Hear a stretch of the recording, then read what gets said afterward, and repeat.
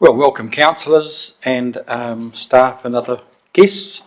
We'll open our infrastructure meeting with our prayer. Thank you. Heavenly Father, we come to you today asking for your guidance, wisdom and support as we begin this meeting. Help us engage in meaningful discussion. Allow us to grow closer as a team and nurture the bonds of community. Fill us with your grace, Lord God, as we make decisions that will affect the ratepayers, all our citizens, staff and stakeholders of our district.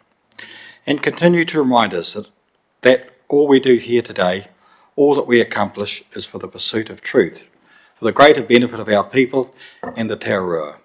We ask these things in your name. Amen. Any apologies, councillors? No apologies. All right, councillors, we're going to go into public forum, and we have got an important event. We're going to celebrate the winning of an award by our Alliance team and the council, and we just ask Mayor Tracy and the team if they wouldn't mind coming to the chambers. Thank you.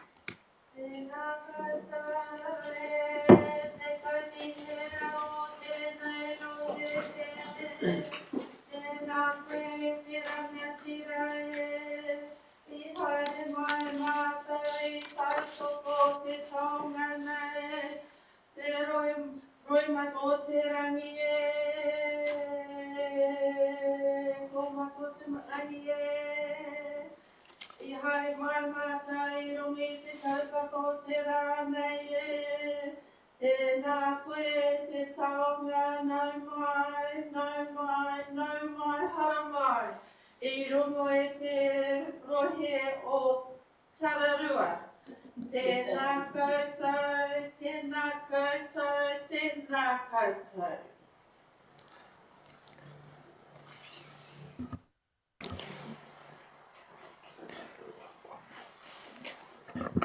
Welcome, honoured guests, and thank you for that. I would just like to pass over to Mayor Tracy, who has guided this project from the council team for the last 4 years, to say some words and make the introduction. So thank you very much. Just have a seat, councillors.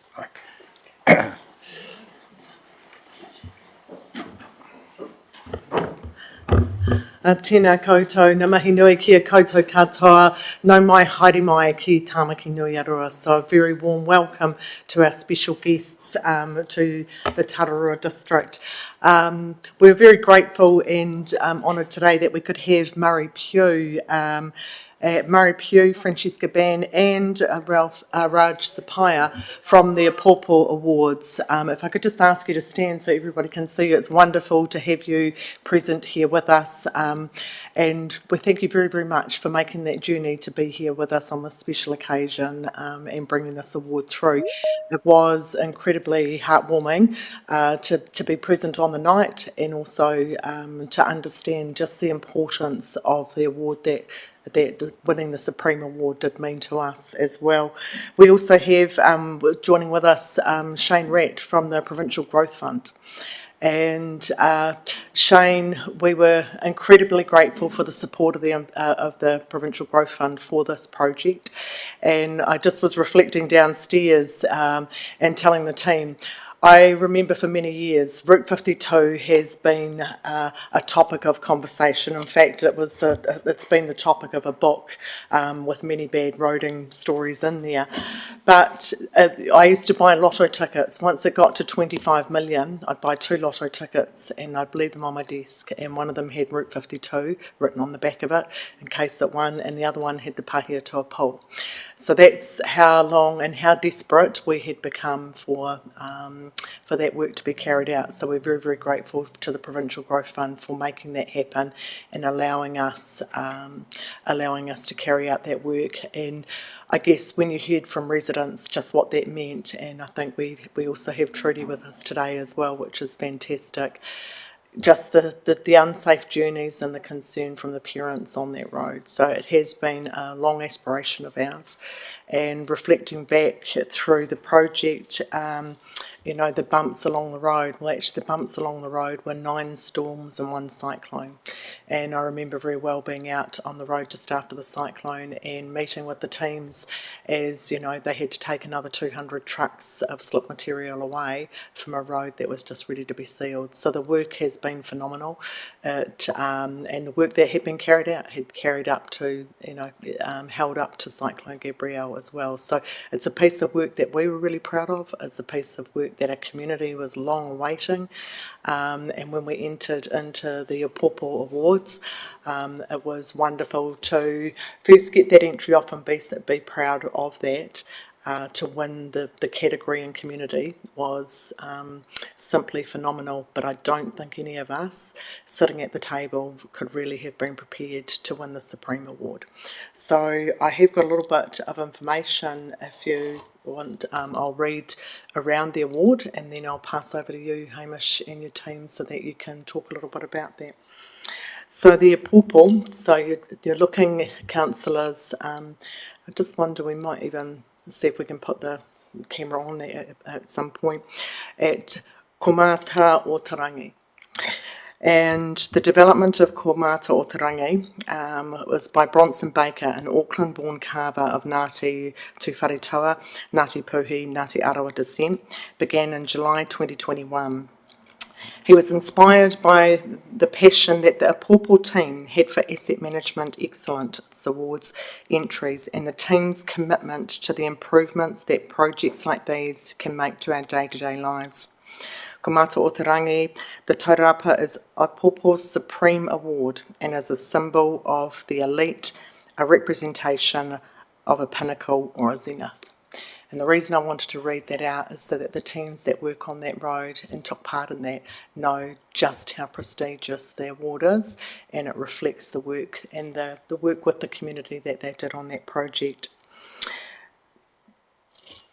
I'll just move to this one because I have got that highlighted a little bit better. Komata o Tarangi is Bronson's first taurapa, the carving of which requires great skill, ritual and technical expertise. A taurapa is the stern of a highly prized waka, a war canoe, that could take the highly regarded and strongest warriors into battle. The taurapa has spiritual significance when carrying warriors to war, recognising the connection between Te Ira Atua, the sacred realm, and Te Ira Tangata, the human realm. The taurapa is, as well as the taiho, the prow, are the most highly prized parts of the waka. The design of Komata o Tarangi is inspired by several conversations and kōrero with friends and Opopo. The taurapa features 8 manaia, a mythical guardian creature. Each manaia is the guardian for one of the Opopo Asset Management Excellence Award categories and will keep watch over the projects entered for the years to come. 8 takarangi or scrolls also feature in Komata o Tarangi. Each takarangi represents an award recipient. At the base of Komata o Tarangi, we can see a figure representing a rangatira or chief. The chief is a highly esteemed leader and embodies Opopo and everyone within the organisation, including staff, members and volunteers. The rangatira traditionally watches over everyone in battle, and in the years to come will watch over everyone associated with Opopo. So there's a long and rich heritage that goes with this award. And like I said, we couldn't be any prouder of the team, those that worked on the road and all of those that helped deliver this for the benefit of our community, and to have that acknowledged for the way that the teams worked with the community, the work that they carried out is a significant award and reflection of all the great people that we have working with us and the great contractors locally that we have here too. So there were some really proud statistics there. So thank you very much to all of those that have been part of that, Hamish and the team that you've led. So I'll hand over to you, and if any of your team would like to share, and I think I can remember the day that Andrew Desmond started this project. Thank you very much, Me Tracy, and thank you very much for setting the context around this amazing award and honour to the team. And I guess it is quite fitting that we start with Andrew to come and have a couple of words around the project. He's lived and breathed it over the 4 years, and I'll start with you, Andrew, if you'd like to come up. Is there a roving mic?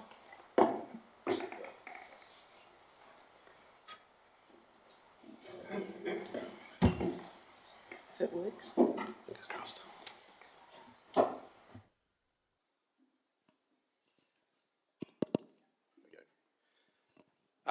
Yeah, so thanks for this. It has been a bit of a journey through this whole project.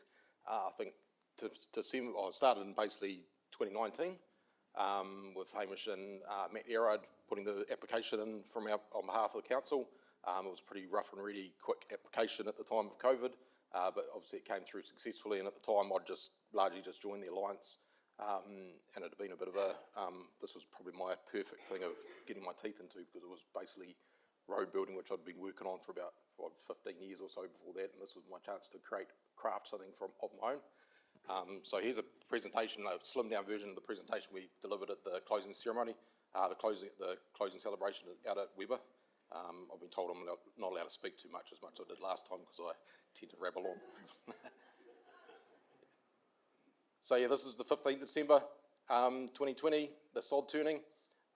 This was basically the last mark after we got the contract award signed, just before we kicked off in January 21.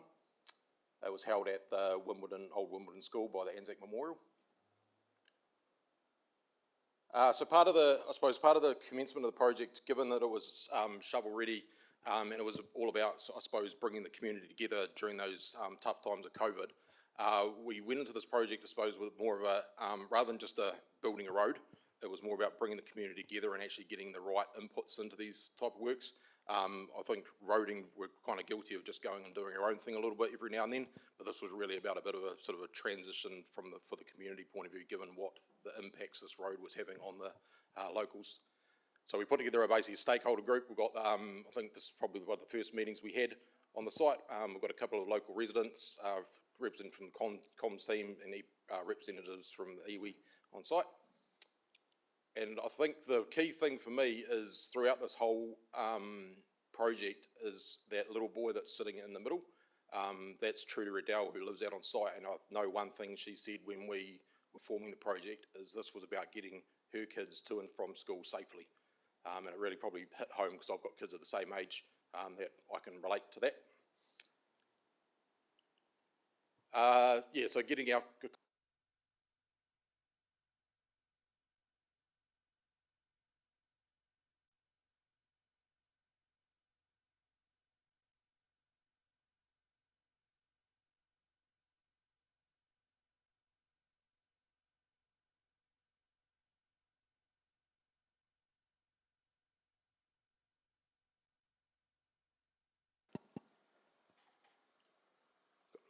So as the locals are aware, the road was in a pretty shabby state, and the key message on the right-hand side was essentially the driven home point about what needs to be done.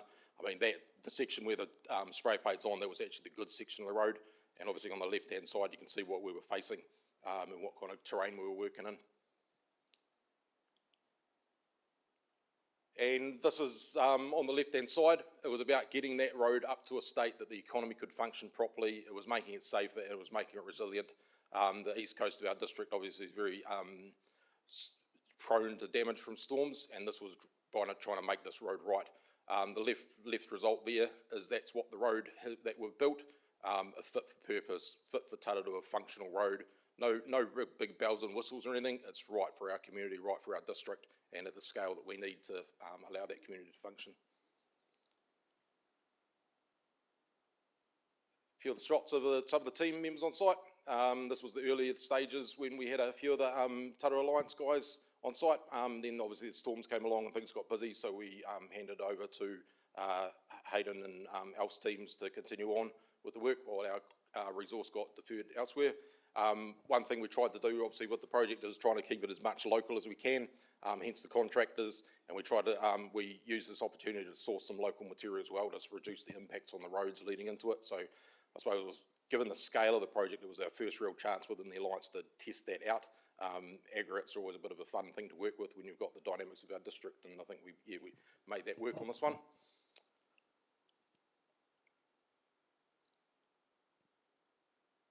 a lot of the project was actually trying to deal with historic infrastructure issues. A lot of the road obviously was pushed through from dirt tracks back in the days. There were old culverts that we undiscovered. This one particularly, we found a culvert that was 15 metres deep below the road that was basically leading to a dropout on the south. So we've got down, tried to find the root causes of the problems of the road and address the ones which we've been able to identify.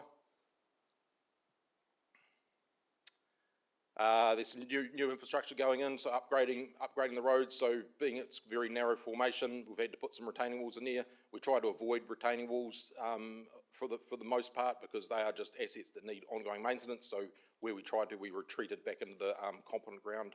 And on the one on the right, new culverts going into to prevent flooding.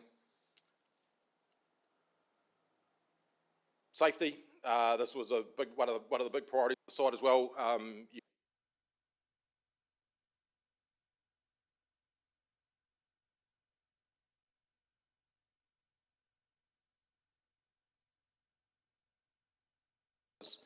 Widened out the roads to make it safe for the travelling public, given how many logging trucks operate in that area. Digging back into the soft, weak soils and getting back onto firm ground, that's been part of it, and as part of the land stability project that we're moving forward with as a result of this, that was kind of a proving ground for that. If you get upslope and deal with the water coming in, you can stop the road dropping out down the bottom. And we've upgraded the pavement to strengthen it. Yep, definitely had some headaches through there. Obviously, at the start of the one on the left-hand side, that was what we saw when we started the job, and then throughout the various events, we ended up having to do large-scale works where we only had planned to fill in potholes and bits and pieces, retaining wall there, which is a significant undertaking when it was originally going to be just a patch. We've had a number of staff through the project upskilled, I think through both the Tararu Alliance staff and the contractor base. We've had basically invested in making sure that people were actually developing through the project. It's always, when we have one-off jobs, you don't really get a chance to really give it back to the people you're working with because you're chopping and changing all the time, but we saw this as an opportunity to just bring people along the journey and upskill and pass on knowledge. 3 cyclones, 10 storms. The first year it went amazing, and then it just started raining and raining and raining and raining. The beauty about that is it allowed us to see where the water was, address the issues, as opposed to doing it in nice dry weather, and we wouldn't have addressed all the problems we had out there. So, yep, while it was a hard time, hard slog, it was a beauty, and it was a bit of a blessing in disguise. We got to test it out as we went through the work. And yeah, like I said before, created fit for purpose infrastructure for the region, for the Tararua, for the area it's in. It'll help people get to and from work. It'll help out of the product get out to the markets. And yeah, touch wood, it's going to be there for a long time going forward.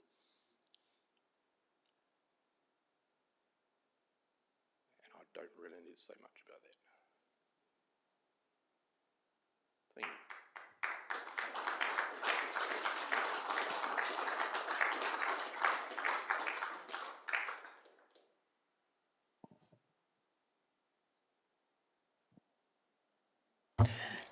Thanks, Andrew, for all your work, and I know that you would have taken that work home with you as well. So thank you, your family, for that, but actually your perseverance. But what you touched on at the Land Stability Project, and I guess that's, watching your thinking about what comes next and how can we keep improving. And I'm confident, and I did share the Land Stability Project at a recent Zone 3. I think that one will be another award-winning project going forward, because what it will do for this community in the future and preventing that damage will be huge. So thank you very, very much for all your efforts in that space. Fantastic. Well done. I just wondered, Shane, did you wish to say a few words from Kanoa's perspective? You've had a name change along the journey as well. I'll sit over here if that's all right. Thank you, Andrew, and thank you, just acknowledging you. Mayor Tracy and the councillors in the room here. So my name's Shane Ratt. I work for Kanoa. Kanoa are a unit out of MB, and they pick up and look after the regional development investment funds that the government are putting in for things like like Route 52 and many other projects around our districts. And our minister is Minister Shane Jones, and who we work for at the moment. This came about during that time of COVID, when all hell broke loose, and there was a sudden realisation that our economy was going to dip, and we'd probably lose our workforce quite quickly as well, and employment would drop. It was perhaps arguably an over response to the problems that we were facing at the time, but that was unknown at the time, and that we were doing what we could out of central government. And this project, shovel-ready projects that councils had on their books at the time, they were all worked up and ready to go, kind of. It ended up coming to us quite quickly to try and get them underway. It was to drive employment and to help drive more efficiencies, I guess, and productivity for the community, so that we can have particularly employment on the ground for people in the region. And part of that was when we did our contracting, that we wanted to see sort of investment into resilience-based projects that actually help communities thrive, but also to help the employment aspect to it. And we sort of asked that in the contracting, that we would look after that, and that's something that I feel like the Tararua Alliance really grabbed with both hands to manage to meet that requirement. We call it social procurement. Social procurement practices, I think, are something we need to do more of in these kind of investments that we put our hand to. I just wanted to, I have written a few notes and memories, I suppose. My role basically is to work alongside Andrew as a bit of a conduit back to government, between your project and government. And so translated, what that means is that Andrew provides reports to me, and when there's a problem, he provides more reports to me, and when there's more of a problem, then I try and get him some more money to help him fix the problem. But it's a loving relationship we've formed over those few years of working together, I think. Projects like this, I was involved in the northern part of Route 52 as well as this one, that sort of finished a bit before this one, and then this one's come on. Both, I think, have won awards for their efforts and the works that they've put into the projects themselves, and they're significant. It's a significant amount of work that's involved in roads that you don't even see. If you were just a normal person riding on the road, you wouldn't even know that they've widened it, or they've dealt with all the hydrology, and they've moved all this and that. You just accept it, that it's just the road. But the amount of work that has gone into making it safer, making it more resilient for the bigger trucks and other, the productivity to happen out of the region is absolutely invisible. A bit like your insulation in your house, Like you feel it, but you don't get to see it, and it's much like that. So big credit to these guys to deal with all of the storms and all of the pain, I guess, of going through that particular project, and still deliver to the standard and the requirements that we were looking to achieve from the project, from government's perspective. I guess many people, Simon Burt's book's a great book if you haven't read it. He talks about his caravan driving down the road before these works are done, and he's losing all his nuts and bolts off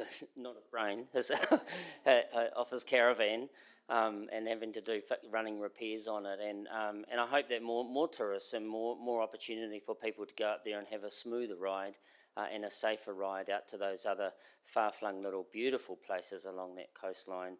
It can now be visited via the works that have been done today. resilience and productivity are absolutely in our wheelhouse for Kanoa. We focus a lot on that particular area, and this project just shows that up in spades. It absolutely focuses on the productivity and the resilience aspect, and I just I really do think it's a marvel that we've got, that we've achieved what you've achieved over the period of time and during the efforts that you've made. Congratulations to the team. It's absolutely well deserved credit to you, and I guess that the winner. Who's the winner? Well, the regions are the winner.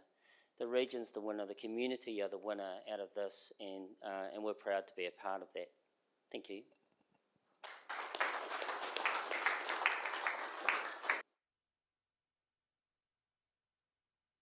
Thanks, Shane, and thanks very much to Kanoa, because as you would have seen in that sod turning, your team have also been a part of this right through that whole journey. So thank you very much for staying in close connection. If you do have any more little pots of money, we do also have the wee bit of Pongaroa stage of that. I'll start dreaming that one soon. I know they'd want us to do that. Wondered if to put them on the spot, if either Alf's team or Hayden's team wanted to say a few words, because we certainly do appreciate everything that you put into that. And I also know for these teams, when we had ministers and other people out visiting to have a look at this, they would often stop on the side of the roads, and the teams would actively talk to them and engage with the community. So thank you. Yeah, hello, Hayden Satherley. Thank you for the contribute to another huge project. HES Earth Moving has worked with the Alliance for many years. Route 52 to Wimbledon, Route 52 upgrade. It's been a great experience working along with so many other contractors to bring this project to completion. With Cyclone Gabriel in the middle, it's also been awesome to watch our teams come together to reconnect communities. Completion was thrown out the window a bit, but across the line we got it done safely, quickly and efficiently. Also thank you to our team. We've grown, we've learned, we've solved problems, and we've built strengths across the board. So we look forward to more challenging projects in the future. Thank you.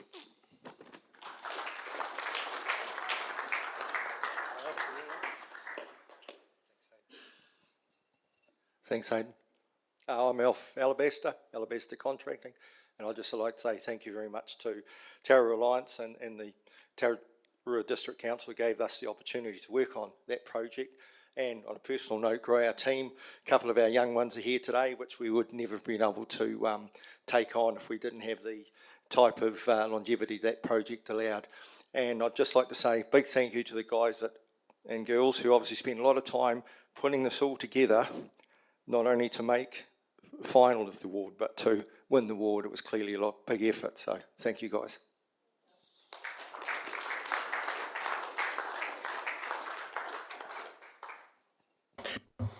Thanks, both Alf and Hayden and your teams that made everyone proud, seeing our local guys out there and just what that contributed to the road.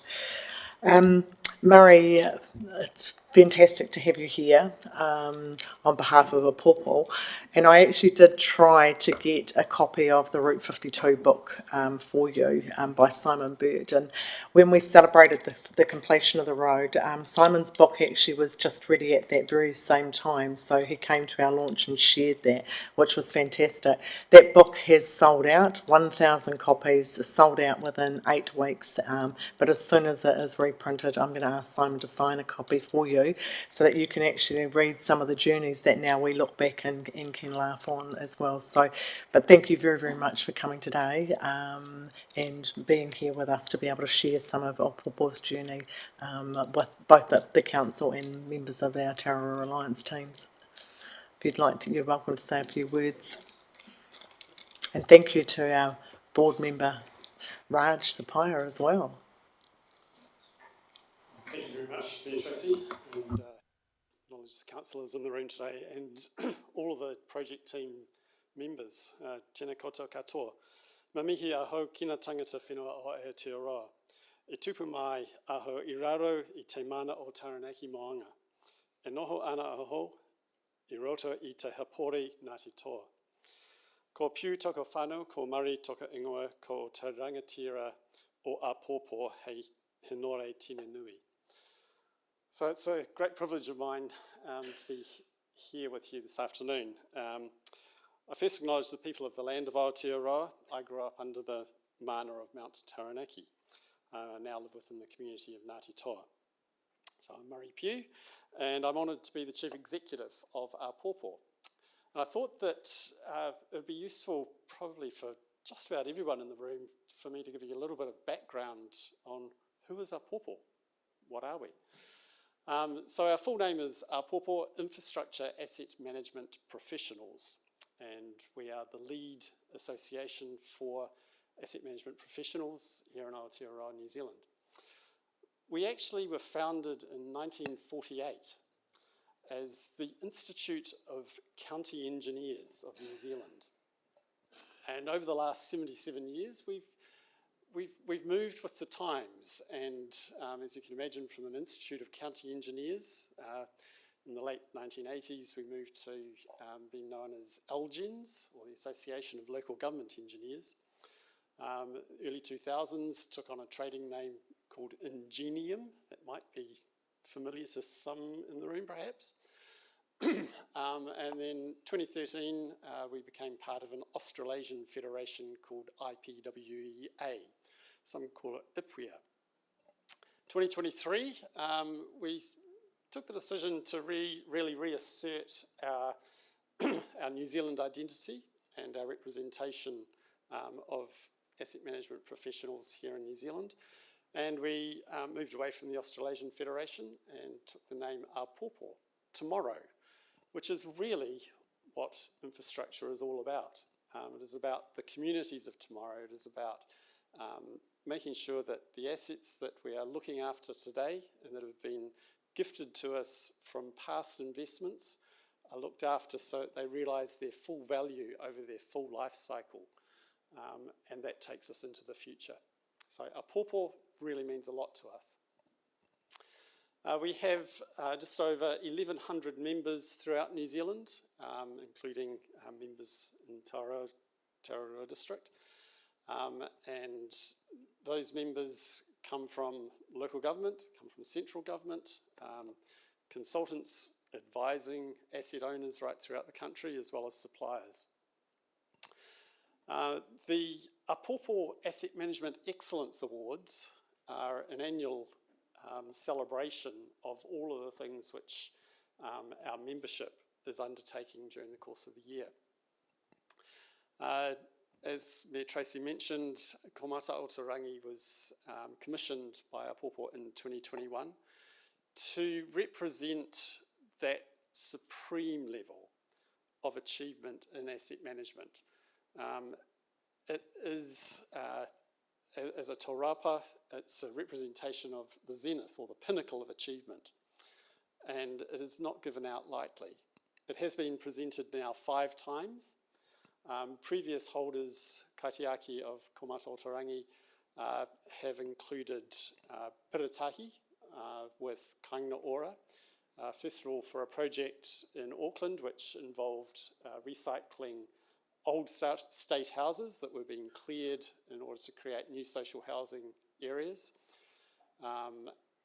That was the first winner of the Supreme Award. Second was a project in Northland called Toka Toka Bridge, which was a 1960s culvert across a causeway where the 1960s infrastructure development had strangled a mangrove estuary, destroying the ecology of that area, and fundamentally undermining the mana of the local iwi.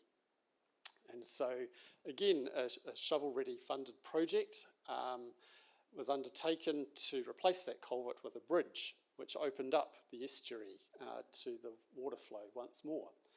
And in that project, the outstanding element of that was the the mana of the local iwi was restored because the fish life returned, the bird life returned, and that iwi was able to then provide for its visitors and provide for itself as well.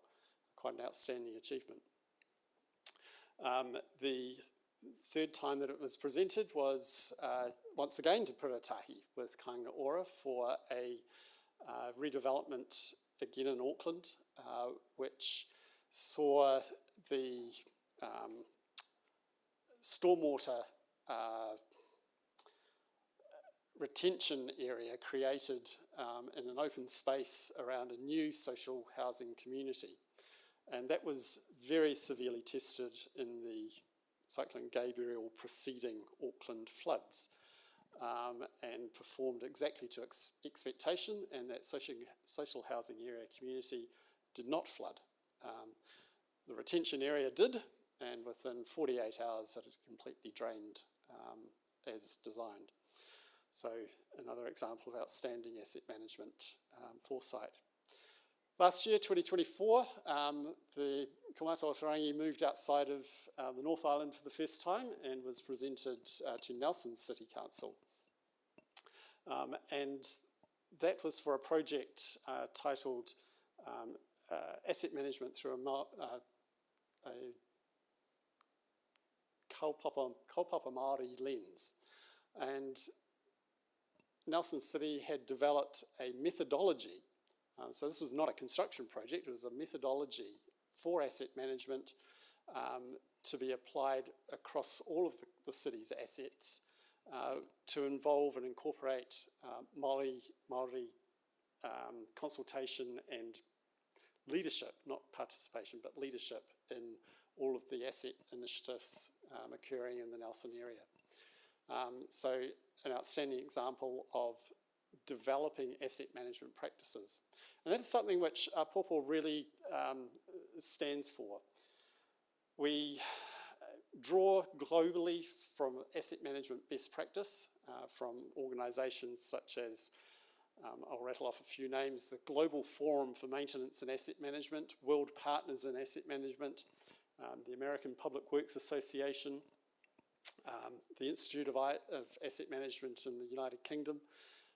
All we draw on the best practice right from around the world, but what we do here in New Zealand is weave that together with Mataranga Māori, Te Ao Māori principles to produce a form of asset management which is right for New Zealand.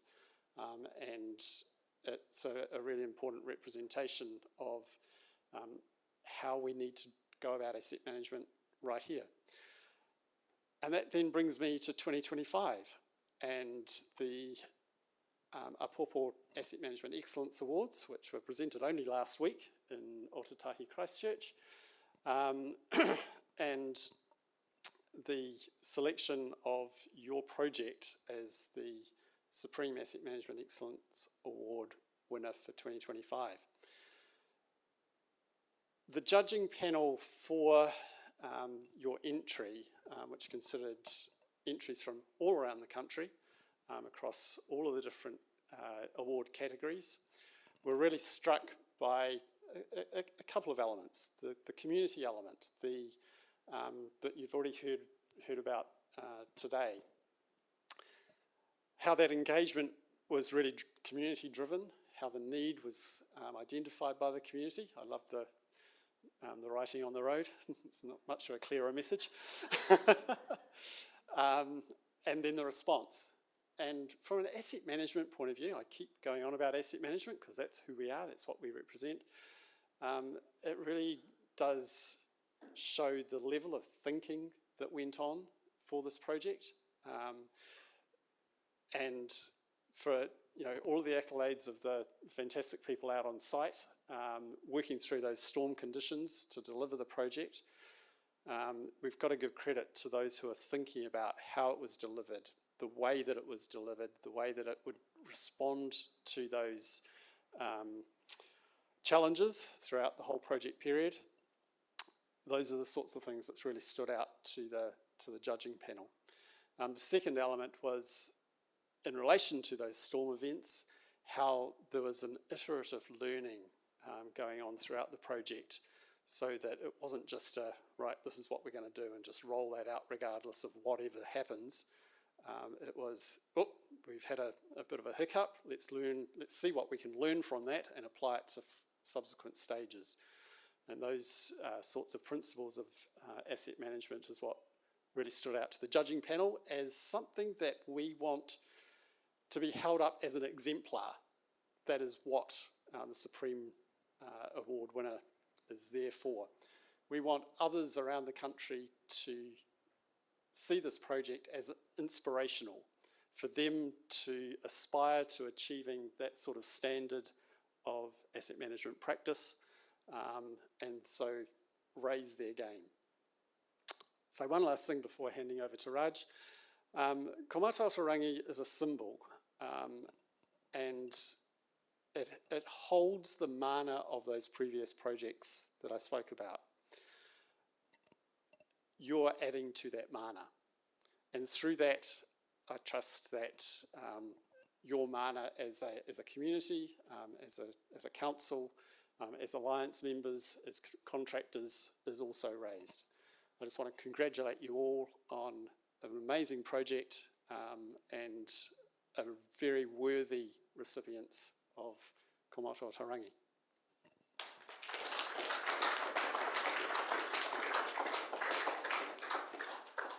I'd just like to introduce Raj Sapaya, who is one of Apopol's board members. Thank you, Murray. Tēnā koutou, ko tamaki nui arawa, ko Apopo, ko Raj Sapaya. I'm the branch chair and board member and branch chair for Wellington Taranaki for Apopo. Great introduction. I had a few things written, but Murray has already covered it, so I'm just going to briefly cover a few things. First, on behalf of the board, congratulations. And I think it's such an honor for us, actually, for Apopo to have the event, run the awards, but it's such an even greater honor for Tara Alliance, Tara District Council, Dana, to win the award. So I can't emphasize the enormity of the event. Murray talked about the judging panel. If I add to that, one of the comments that the judges made was that in the years in which the panel have been reviewing projects for the award, one of the judges said that what they wanted to do was acknowledge the lift in asset management maturity in this project. And I think that needs to be recognized. And I think to me that was like, wow. All the effort that council in years was trying to put into an asset management excellence process, and I think you have been acknowledged through this award for the lifting of the maturity in asset management space. So well done, well done. Storytelling. Right after the award finished and when Andrew calmed down from his excitement of winning the award, I had a conversation with Andrew, and one of the things I said to him is, do you recall the story that Nelson City talked about their journey for Komata as they embrace the Tonga for a year? They talked about their journey. And so I told Andrew then is, think about the story that you're going to be telling us next year when you come back. And what I told him is, make sure it's a better story. And I think that echoes what Murray talked about, the desire to hopefully Komata inspires council to I guess reach further excellence. Not just council, I think Downer as a partner in these collaborative arrangements, EB partners, community, wider community, your stakeholders, and I just hope it inspires everyone to achieve, I guess, better in lifting asset management plan maturity. And I think the key thing is, to me, asset management is about creating public value that endures. And I think it's so important that collectively that we work together and continue to work together to live that, so we can start continue to create public value that benefits the community. And this project is a very good example of how that's done. So looking forward, what on behalf of the board, I'll be looking forward, I guess, to listen to the richness of the story that Tararua Alliance is going to share with us next year at our Congress in Hamilton. And along with that, I think it's the benefit that collectively you continue to deliver to the community in Tararua. So well done.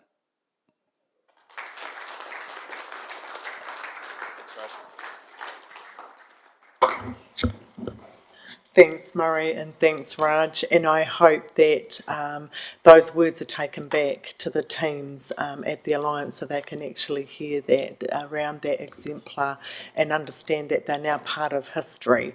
And I think when we look at inspiration, some of our inspiration and some of the changes that we made actually came off what we saw happening at Te Ahuatūranga, the Manawatu Tararua Highway, especially around those communications and engaging. And I just acknowledge Kimberly Stevens, who's not here today, for that early work going out with the community and organising that. And I think for that, we also learnt around the social and the community outcomes, and we took some of those learnings and they will continue, and they have flowed on into procurement and all sorts of areas of council we've learnt. And I think I stole this quote from James Kendrick, but don't let the lessons of Te Ahuatūranga stay on Te Ahuatūranga, and the same will be said for Route 52. The lessons and the exemplar that is, actually learn from that and continue to gain from that. So look forward certainly to Komata Otarangi travelling to the Alliance and to the teams out there. And I just wondered, Trudy, and you do not have to, and I just saw the panic in your face, if you wanted to say anything, you're very, very welcome, and I'll cover that one for you so you don't have to. But it's lovely to have members of the community here with us today. I just wanted to also acknowledge James and Lorraine. Lorraine from Rangatani o Tamaki Nui Aroa, and James on behalf of Ngāti Kahanunu ki Tamaki Nui Aroa, for the work and always being part of this journey. If I remember out to, James, you took Dennyberg High School students out to plant trees on this road. So, every part of our community is connected in there. But actually, you're both on deck through Cyclone Gabrielle and through a lot of this work with the Resource Management Act. So it's been fantastic to have you as part of this journey, along with the iwi, but to have you there with us on the evening and being able to celebrate and to bring this award back to Tamaki Nui Aroa. So I just wanted to acknowledge and thank you for being with us, supporting us, and helping us always in that roading space and through the Resource Management Act. So we certainly appreciate it. And some of those solutions with Mataranga Māori we wouldn't have been able to achieve without you. So I certainly acknowledge that as well. And special thank you. These awards, they do take a lot of work to enter. So Maloa Watson, thank you very much for your work that you put into the entry. And actually I'd forgotten about some of those photos. So you've been delving into some records somewhere. They're great snapshot of age. But thank you very much, and I guess just listening to Murray really brought it home again. And on the evening, that's why we were all so blown away with winning the Supreme Award, the category award, but winning the Supreme Award and being part of history for others to learn from is a huge privilege. And congratulations to you all. I will ask,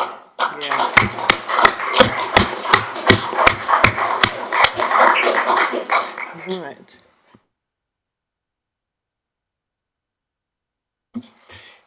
Thanks, me, Tracy. Thank you, everyone here today. I'm certain from the council's perspective, it's a privilege to have you here in our chambers, and we've all been part of this journey, but we've been warm and haven't had to have our raincoats on. But all of us have been out over the 4 years through the cyclone and been part of this journey. So it's wonderful to be here today. But yeah, on a note, we'll adjourn the meeting for 15 minutes, and everyone here is welcome to have a cup of tea and a chat thank you for, especially to our guests who've come from so far away, Murray and Fran and the team. We appreciate you being part of it today. So we'll have a cup, we'll adjourn and have a cup of tea. Thank you.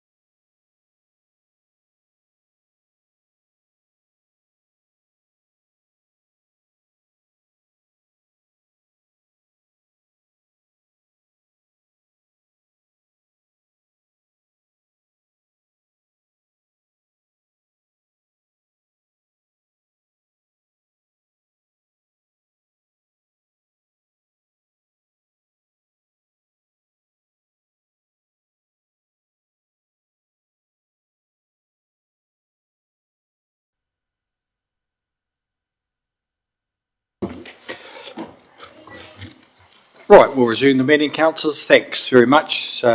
We did take a little bit more time than normal at public forum, but I think it was well worth it.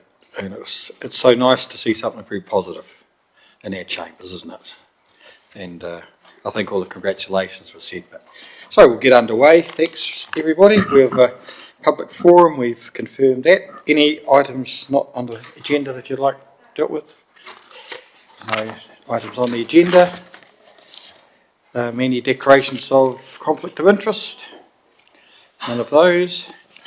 Right, councillors, if someone would like to move and second that we receive the minutes. Councillor Steve, Councillor Peter, all in favour? Against? Carried. We will flick through the minutes very quickly, councillors. Page 1, page 2,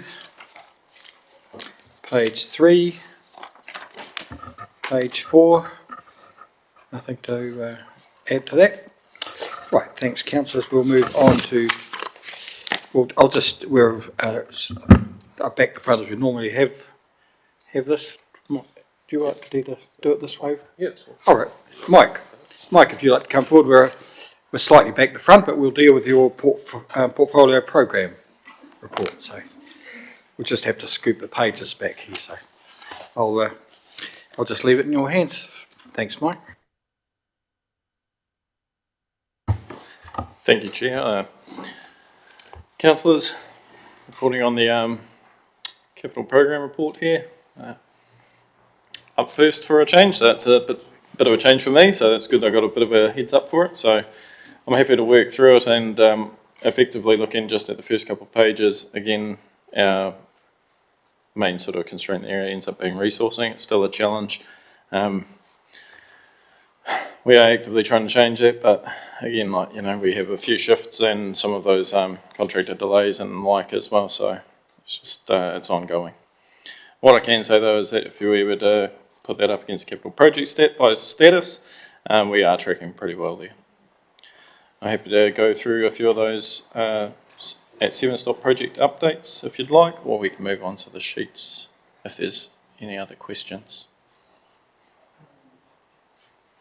If you like, Mike, we'll just get questions for the projects and then flick onto the sheets. Are councillors happy with that? Thanks, Chair. Kerry. Lindau Walkway design is currently on hold and work won't start this financial year. Why is it on hold?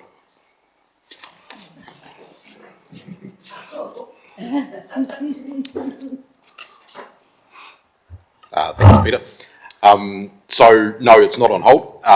It is probably at the time of writing the report we hadn't been advised about funding, but I think late last week, I received an email from the project basically saying that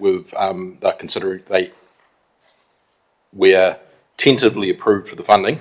We've just got to provide a bit more feedback to them about certain, I suppose the assets are still owned by NZTA in terms of the bridge and that, and we need approval from the asset owners to allow us to do all the work what we're doing. So I'm just progressing that piece by piece, and I also am submitting an application to Kiwi Rail to try and get access to the Kiwi Rail corridor to avoid the rail overbridge altogether. So that was today's work, so it's not on hold anymore. Thanks, Councillor Shearer and Councillor Scott.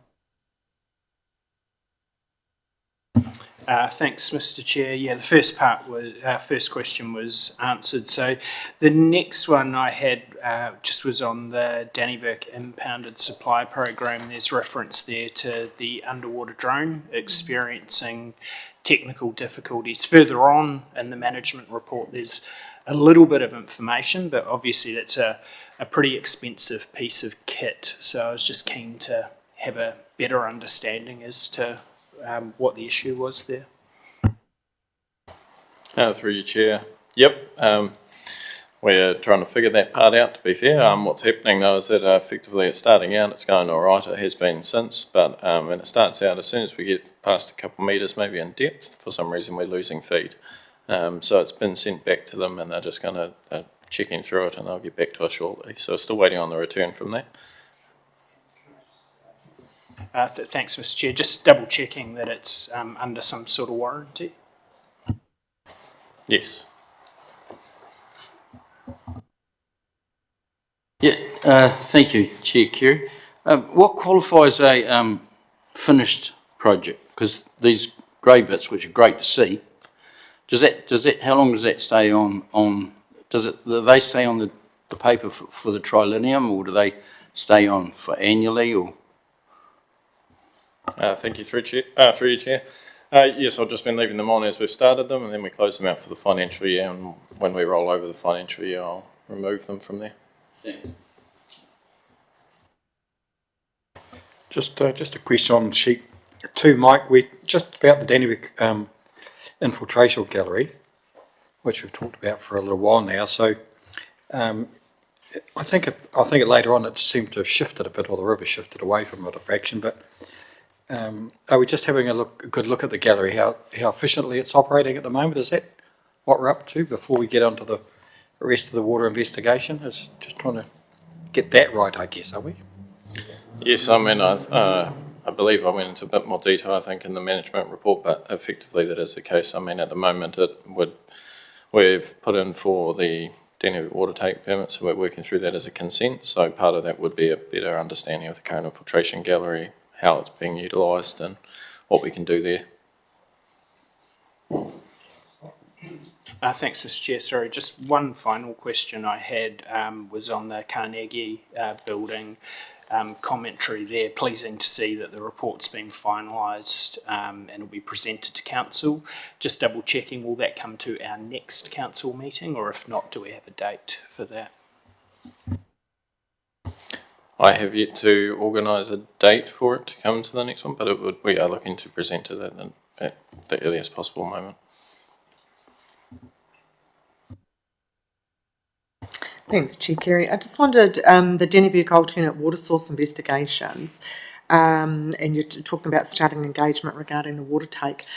How's the water loss, and what, can we get a bit of a report on that? Because I'm sure as you go through that water take consent, they'll be wanting to understand what losses are there. So you're progressing both at the same time? I believe you're referring to the intake line metering that we've conducted. I guess it's when you talk about the water take consent, they'll be looking at where that water goes and the losses that are further. So you're looking at increasing the take consent, or is it just there for renewal?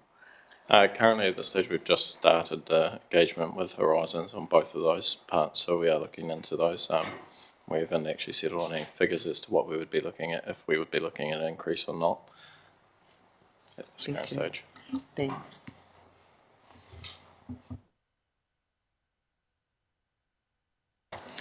Thanks, Mike. Well, if there's no more questions here, we might just flick through the project sheets, councillors. So I'll just get myself organised from which way's up, I guess.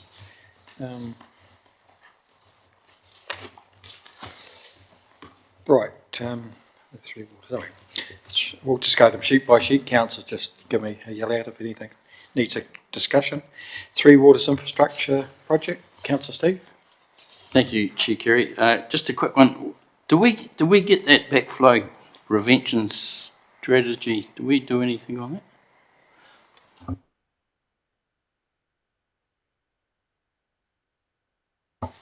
At this stage we're working through a few of the internal parts with the backflow prevention policy, just making sure that it's aligned across the board. We've been meeting with the executive team, I believe, next week just to discuss through the policy and make sure that we've ticked off everything we have before we look at presenting it.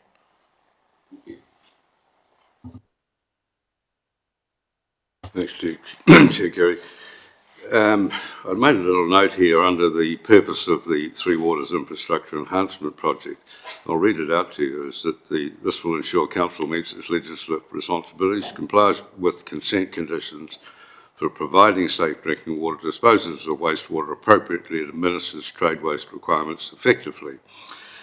The note I've got here is that not what we currently do?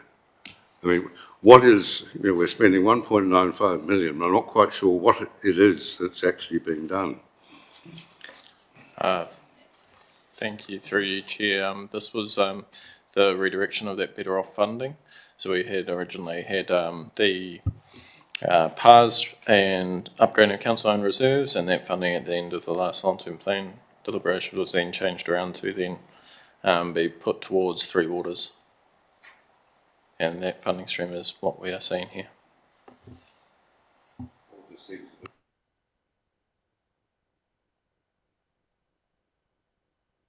Well, just on that, I suppose I'd just like to say one piece has certainly helped us a lot, in particular with the sludge removal that we've just finished and completed. That was a huge amount of work, and it's been something that's been outstanding for us for a long time. So, not coming out of an OPEX account, it's been quite well. Mike, just while on this question then, we've got a backflow prevention paper coming to this committee. We've also got, I think next meeting or soon thereafter, we've got a paper coming on metering as well. Are those getting funded under this? Are we funding those under this, Mike? Yeah, thank you, Chair. I mean, I can elaborate further. I mean, yes, so we've got a few of these ones that have actually been used for this funding.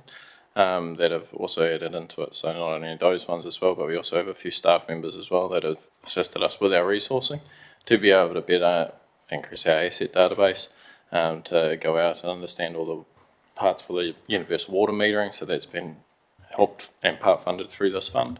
So there's been a lot that this is actually helping us do as a district. Through you, Chair, I'll just add to that this is, I guess, supplementary to what we're already doing. It's enabled us to do more quicker, I suppose, because we've had the additional resource. As Mike mentioned, resourcing is one of our challenges, so this has enabled things to happen a bit quicker, get closer to being compliant and to achieve some of the goals that you mentioned in your commentary earlier.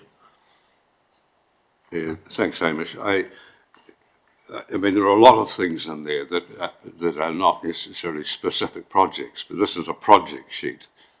You know, water metering, for instance, is a separate project.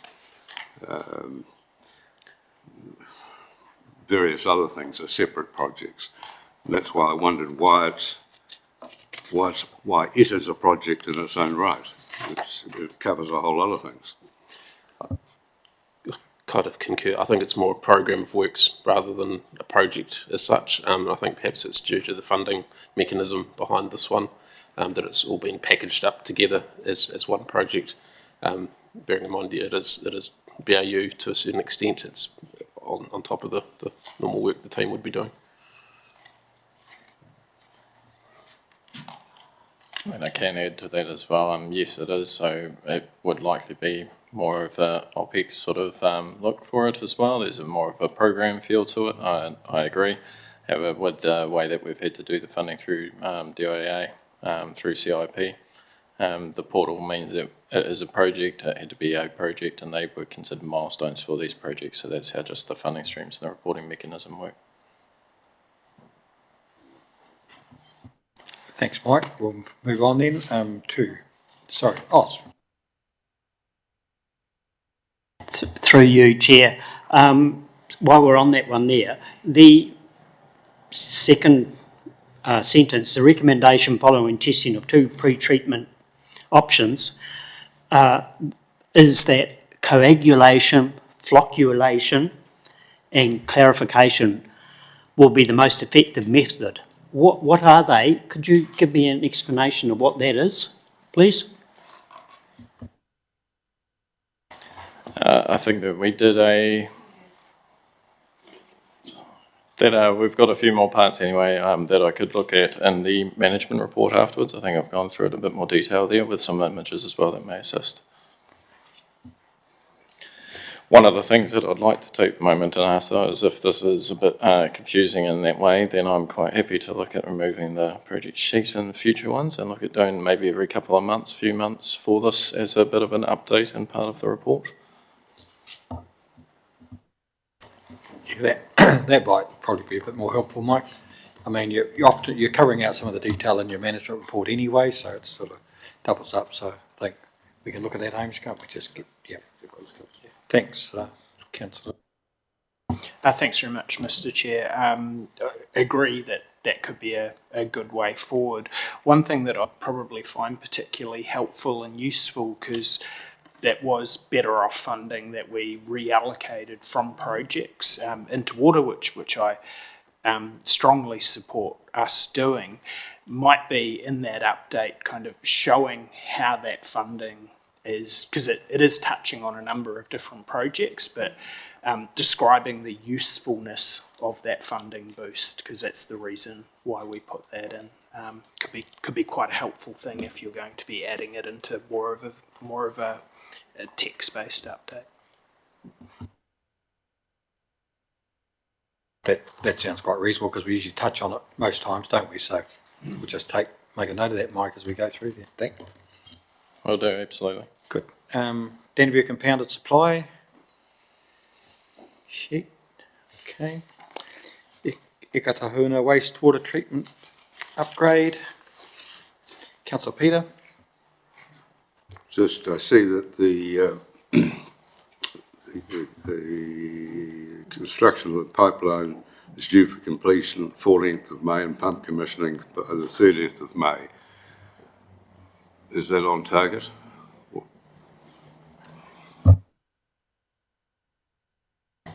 I'm currently tracking that, yes, we're still on target for completing it by the end of this month. Yes. Right, we're going to District Water Network metering. Councillor Sharon. Thanks, Chair Kerry. There we go. Thanks, Chair Kerry. Mike, if you wouldn't mind stepping me through, in the overall description, I get a sense that we've still got a bit of work to do in terms of planning and the business case and issues like that, and that you're signalling, I think, that we've got a bit more work to do. We might have to bring forward some funding streams or find some more money. And then down in the budget and the risks, you state we're 21% over at the moment. We've spent actually 24,165. You estimate in the next month we're going to spend about another extra $800. However, in the lines beside the budget and the risks, I get a sense that we're not going to have enough money. We're going to have to ask for more. When will that happen, and what's going to be the development of the business case? Because you're running out of money to pay consultants at the moment, aren't you? Well, I certainly hope not. On this project in particular, what we are currently working through, though, is that there is a bit of a, effectively with the better funding support that we had previously, I just need to do a bit of coding work as well with the team to get through this part. Next year, though, we're just looking at how we can develop the program. We're costing it out now. We've looked at presentation as well coming up for the business case, and how we effectively just start the rollout, because we are in a bit more of a better position. We've as part of that funding stream as well, we've had one of our techs go around the district. He's cited every single metre that we can and location that we would look at putting them in, and then from there we're just doing the costing out as of a meeting yesterday. So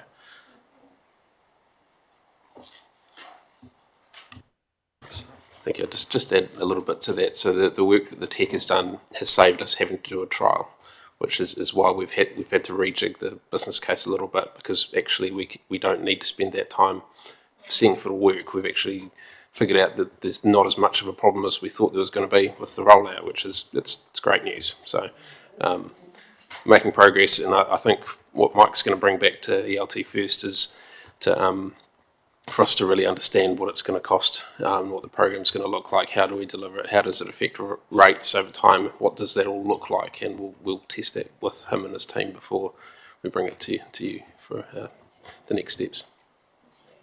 Okay. Paitua wastewater treatment plant. Telemetry and SCADA upgrade. Councillor Sharon. This is a fantastic kit, this kit. However, in the budget, you've indicated there, Mike, that although we've allocated in our LTP, we're going to exceed it. Prioritisation works will need to be carried out to ensure project stays within LTP budget. So already you're looking to adjust. So, through your chair, so, well, I mean, like, that was part of the whole, we go out to market, we have a bunch of the proposals come back, and some of those recommended upgrades did exceed it, but it was just a rework of those, and we've had to juggle a few of these as priorities, but we'll still effectively be able to push it across the LTP. Thanks, Mike. District wastewater infiltration and strategy. Councillor Peter. Thanks, Chair. Kerry. I'm a little uncertain as to exactly where we're at with this. We had the trial work done in Ekatahuna, but what have we learnt from that, or what's been done as a consequence of that, those findings? So for this investigation, effectively, it is just ongoing. We've gone back to them at the moment. We'll be looking at starting some follow-up smoke testing as well, just to ensure the efficacy of the work that was already done, just to make sure that we're happy with that. As we've led into a bit more of winter, we've noticed as well some of the manholes that actually have additional faults that we also will need to address. But we are starting the minor manhole chamber repairs shortly, as well as that extra follow-up smoke testing. We're still outstanding for a couple of the reports back on both the separation of the public and private networks, but we do have an understanding that that manhole repair would actually do quite a good percentage of the overall I&I for Ekatahuna. We're utilising our own resources additionally to do some of the CCTV work for the infiltration as well and the investigation. Thanks, Mike. We'll just flick through it. Woodville Headworks refurbishment. Okay. Land stabilisation project. Okay. Digitisation of council records. Councillor Scott. Thanks very much, Mr. Chair. Through you, in the sort of overall section, the budget section, it talks about a cost overrun. Two quick questions on that, just trying to understand what the potential overrun might end up looking like at the completion of the project, because it looks like the estimate of the completion hasn't been, sort of doesn't reflect that. But I suppose the second part is this is another Better Off funded project, so the consequences of a cost overrun would come out of general rates. Is that correct? So again, this is probably one that would be better off viewed again as a program. So the first part of this is the digitisation of those records, and only made up a portion of that overall $600,000 funding, roughly a third. Those cost overruns that were talked about in here is just that, as per the contract that we had in place, we had certain elements of it that were costed to it. The overall contract, though, that we opted for was a fixed price that was on it at the end of it, so there may have been some forms of overruns throughout it, but it's still all balanced up at the end. Thanks, Mr. Chair. So just for my understanding on it, the purpose of what we are using it for, for the Better Off funding is what it is. That was a fixed price. What we're really now talking about is what we are going to be doing with that moving forward. So how we're going to be adding that to the systems, how people are going to be able to utilise it. Have I understood that correctly? I believe so. The next step here is that we're working on how we actually do the public accessible digital property records now, but that was a huge piece of work that's just been finished and wrapped up. Unfortunately for our project manager Sue, she pulled her hair out for a fair while on how to make this happen and making sure that things were tracking okay, and we've had some of our team doing some of the quality assurance, and she's been tracking that, so that's been coming in. We did just receive our records back, but she's actually just gone out on leave, which is probably a good timing for her, but also means that once she gets back, hopefully she can celebrate with the team that she did finish that part of the work. From here, we'll have the rest of these scoped out, and we'll make sure that we're looking at how we can then report in another manner the other parts of these projects and program. Thanks very much, Mr. Chair. And the reason why I take an interest in this particularly, Mike, is it has been an area where I've had quite a bit of ratepayer contact from a service perspective. So great to hear that that property side has been completed. The next question is, what is the plan to roll that out to people to be able to access, building packets and other things online, which will obviously have a big staff saving, but probably more importantly, a very significant positive service impact to people that are trying to access those records. Yeah, absolutely. I think, and that's where we're at right now, is that we're really well into the planning phase for that. If I just bring the attention to the next steps there as well. So that is one of those ones, which is they've already started it. They're just working through how that occurs now from here. But from my point, I suppose, is just making sure with Sue and the team that was the priority, was to get them all digitally recorded first, and make sure that we're best set as well in the consideration, knowing that was where we go going forward. But then now we can start that work.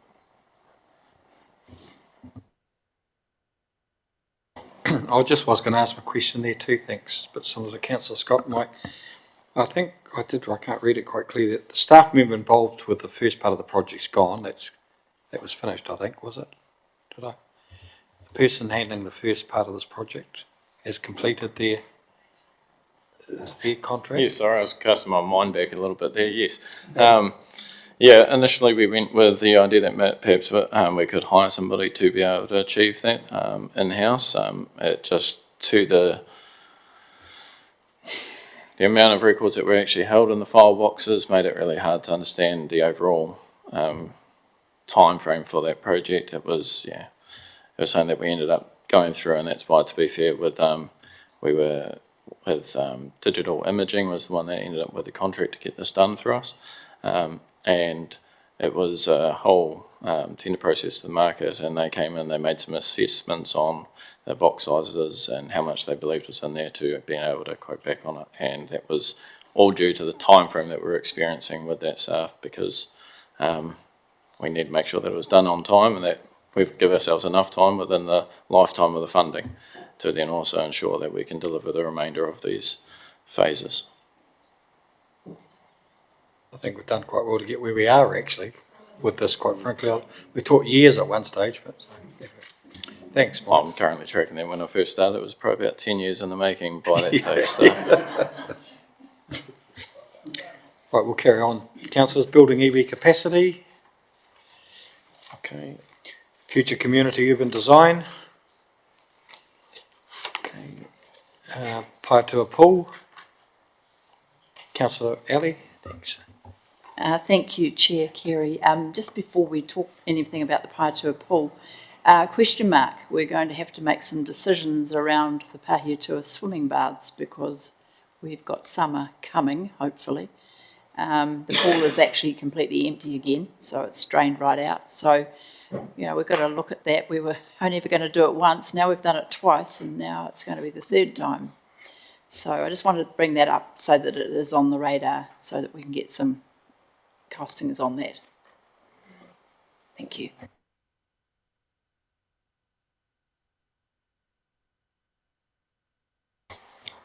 I can look into it.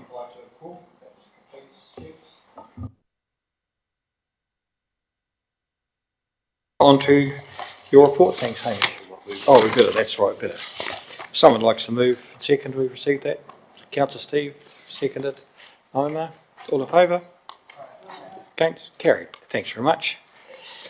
Hamish will introduce 7.2, the management report. Thank you, Chair Kerry.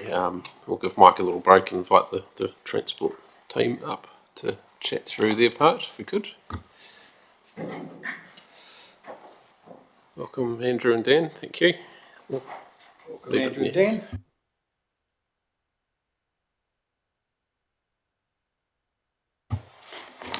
Thank you, Chair Kerry. Take the report as read, however, Andrew and I will provide a summary before answering any questions that you may have.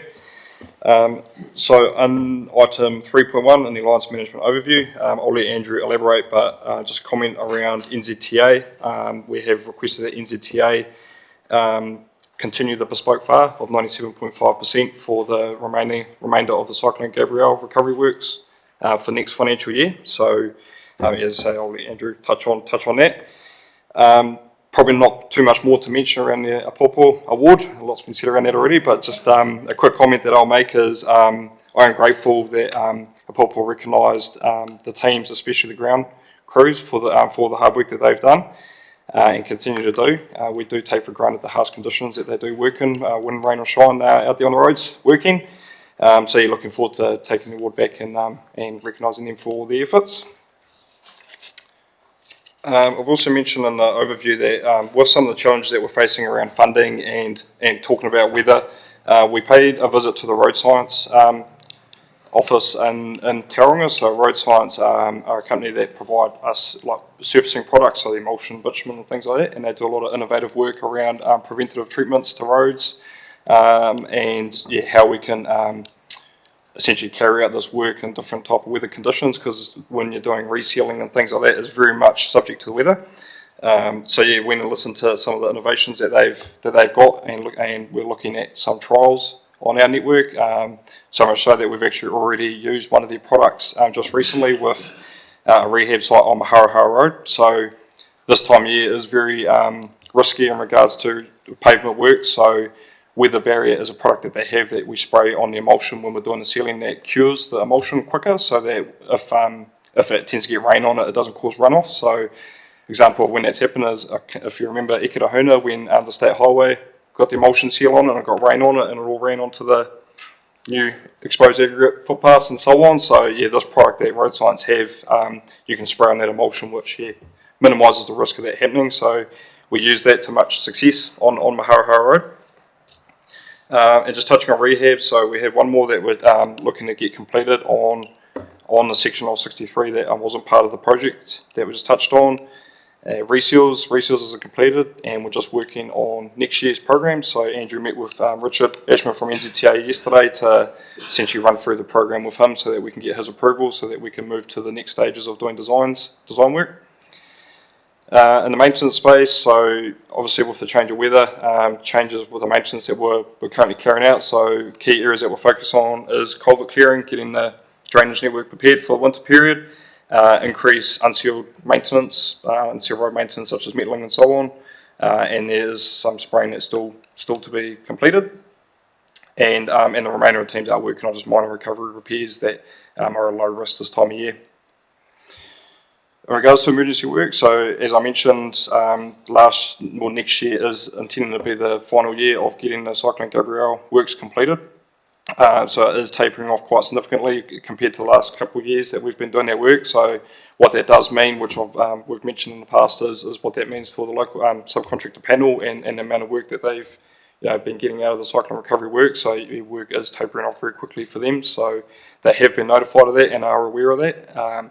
So yeah, just bear that in mind. It is a tough time out there, and for all the damage that Cyclone Gabrielle caused, obviously a silver lining for that is the work that they've been able to get out of it. So yeah, just something to consider there.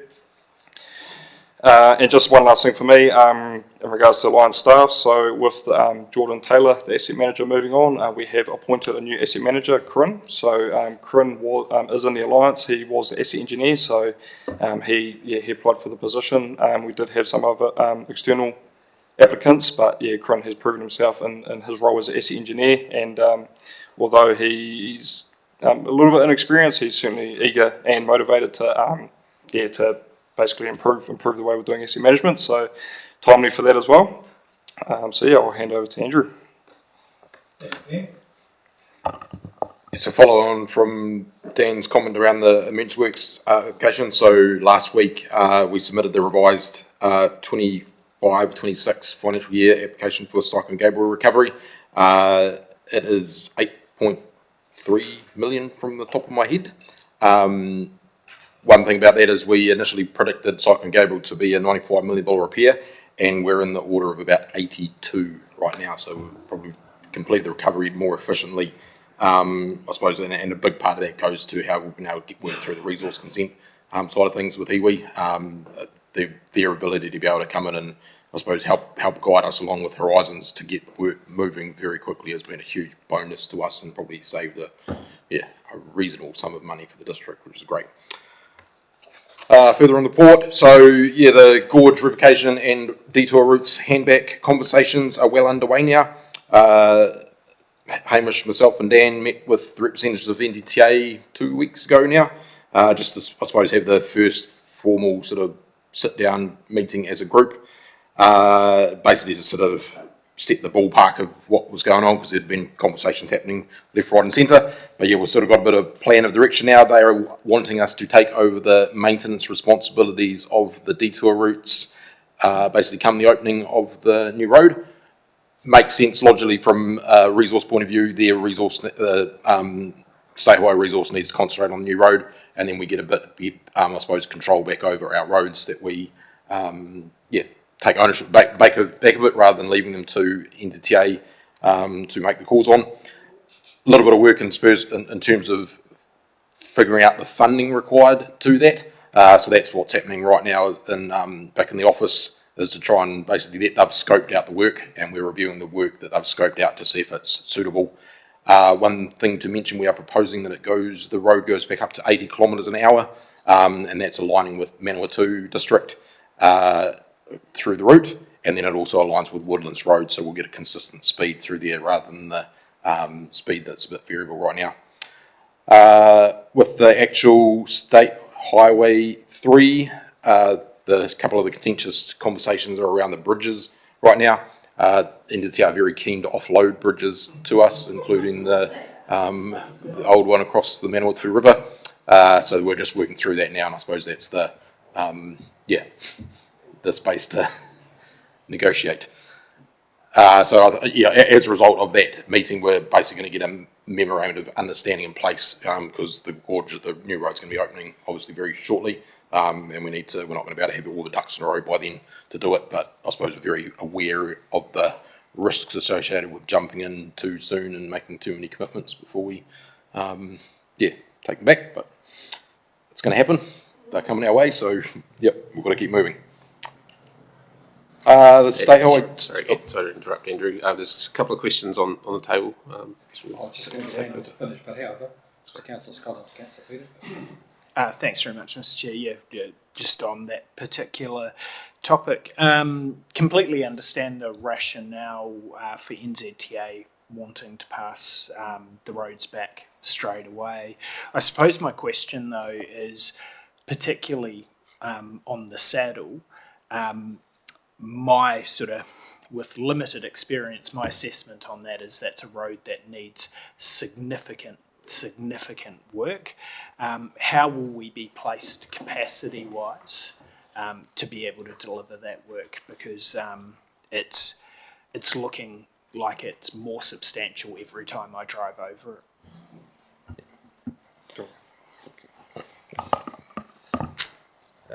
For you, Chikiri, capacity-wise, there's no concern around capacity. I mean, as I just mentioned, around the Cyclone Gabriel work slowing down, there's an opportunity as well around helping local.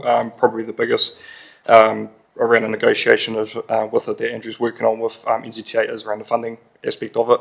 So just to clarify, NZTA will provide 100% of the funding around what we agree needs to happen on those roads before essentially it becomes on us to maintain from that point. So it's just a situation of who's carrying out the work. NZTA will fund it, which is what, as I say, Andrew's working on the agreements on on how much that funding is going to be essentially, and what that's planned to repair.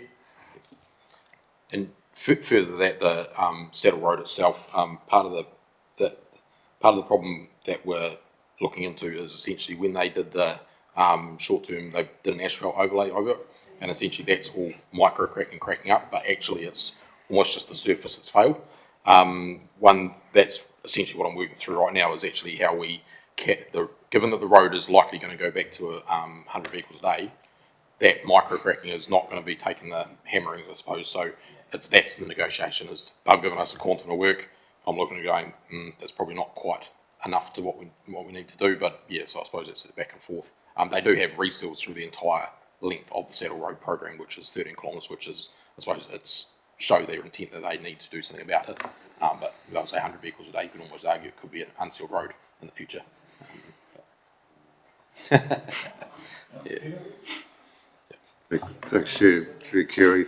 Yeah, Dan and Andrew, State Highway 2, State Highway 3 intersection. Presumably NZTA realise that that's a massive bottleneck there and will become a greater bottleneck there than it currently is. I would assume they have plans to do something, even though they may not have the budget for it at the moment. Are you aware of what those plans may be? So I've had Rick Morris, our corridor manager, reach out to them after the recent accident. They do have plans. They range from probably multi-million dollar repairs, up roundabout type thing, to basically putting some line marking down. The response basically that we got from them was there is no funding in this current NLTP period. Essentially, it's up, I suppose, it's up to us to advocate for improvements there for the next NLTP. But in the short term, we believe there's some of the line marking that there is potential to do some line marking to reduce the risk. If you go onto Google Street View and you look at the road coming back from up Marston Road, you can clearly see that the road looks like it goes straight through the intersection, and a bit more line marking around there may just reduce that visual, I suppose, openness. So we're meeting with the NZTA representative next week, I believe, to just on site to have a walk around to talk about it.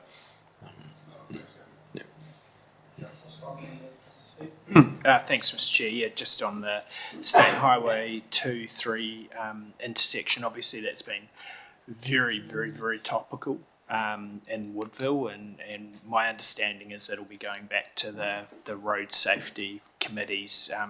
Most of us as councillors don't participate in that, so just wanted to take this opportunity to share some of the things particularly that I've heard coming from the community. The line markings one is absolutely one. It's one that you can easily observe. The stop paint is almost gone, so it's actually very, very, very difficult to see, particularly if it's wet. You virtually can't see it. There is also an issue of sort of signage, but particularly an overhanging tree that's blocking some of the signage. And I know this is for NZTA, but just encouraging, if you're having those conversations, to pass that on for that tree to be cut back.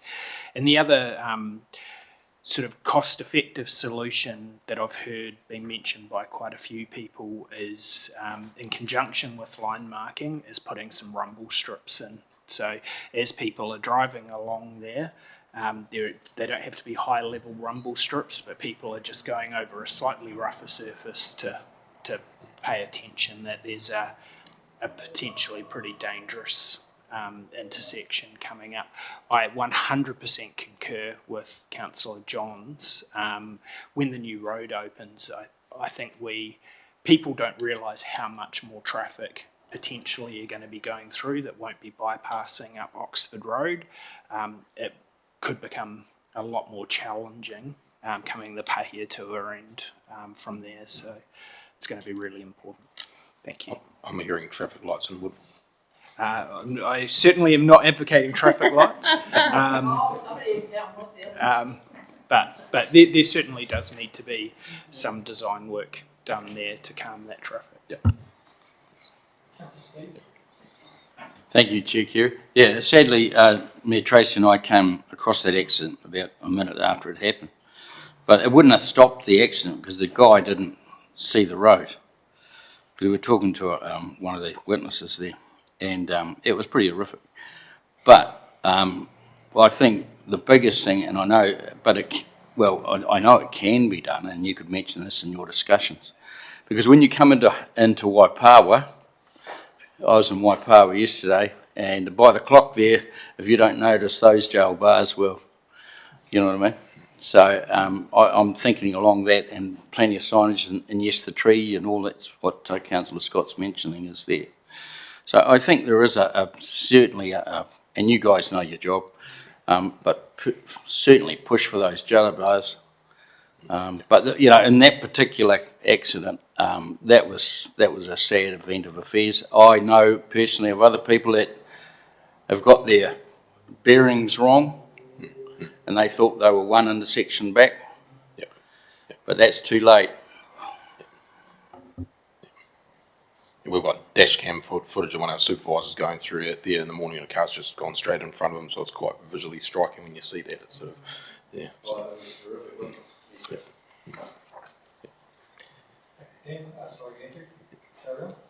So the other one to touch on is motorsport events in the district. So we met with Danbury Car Club a couple of weeks ago now to discuss proposal to run regular events across the district. They are proposing to run it's probably past the point of being able to do it now, but they are proposing to run one on the first and second week of July on Birch Road East. We don't, in general, from a roading perspective, have an issue with that. We did reach out to them to say it's more about the community feedback, and they were going to return a letter from the residents stating their position on it. We haven't actually received that yet, so hence the report information is a little bit invalid now. But it does, in principle, bring up the motorsports events and the approval processes. The current approval process requires us to give 6 months notice, bring it to the council meeting 6 months prior, which from our perspective is quite a long lead out for some of the smaller events. The likes of the big Targa rally and that, yep, perfectly makes sense. But if the Danbury Car Club's going to get involved in that, it's going to be I suppose it's the amount of ability to be able to plan and forecast out for them is going to be the challenge. So at this point, the first part of that comment is on hold, but the second part is the Targa rally is proposed to be run in October 25. As the 30th anniversary of the event, it is going to be a bit bigger than usual. But if anyone has any comments around that, apply to a wind farm. So we've got a traffic assessment happening about that right now. Myself and the traffic safety professional met a couple of weeks ago now to review the site. The main entrance way on Makamaka Road, that's a relatively straightforward entrance. It would require building a pull-off lane 3 metres wide and quite a, narrow section of the road, which is going to be benefit to the road itself. The other one on Tararua Road, if it goes ahead, given the amount of work they need to push it through, would require quite a significant amount of work on the road to push that through. I suppose I'll just keep you posted as we work through that based on what the proposals are about if they get the consent for it. They're going through fast track consent right now, so just I suppose more an FYI heads up. Thanks, Chair Kerry. I guess that is part of the question. So we're required to do this work. The application's going through the fast track consenting process. If that application is declined, do we get paid for the time and work that's gone into this? You'll probably have to refer that to Amy.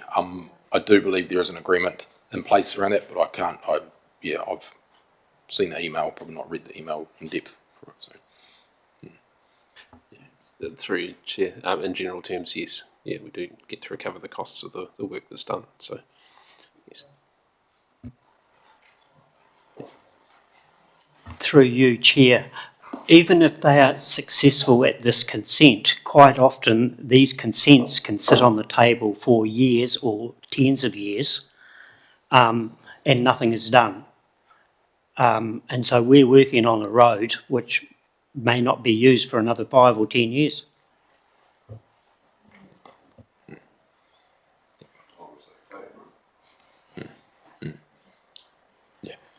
Effectively, you're right. It's Old Coach Road down in Nikaduna. We've got that proposed to get upgraded as part of that wind farm.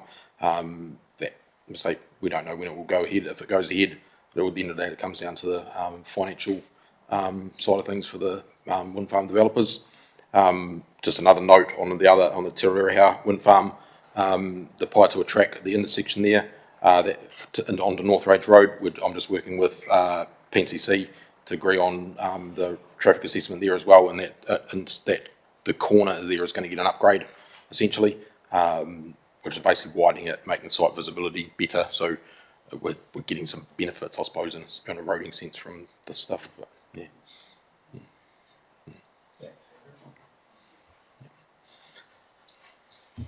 From the network side of things, that's it. Any questions on the delivery side of things?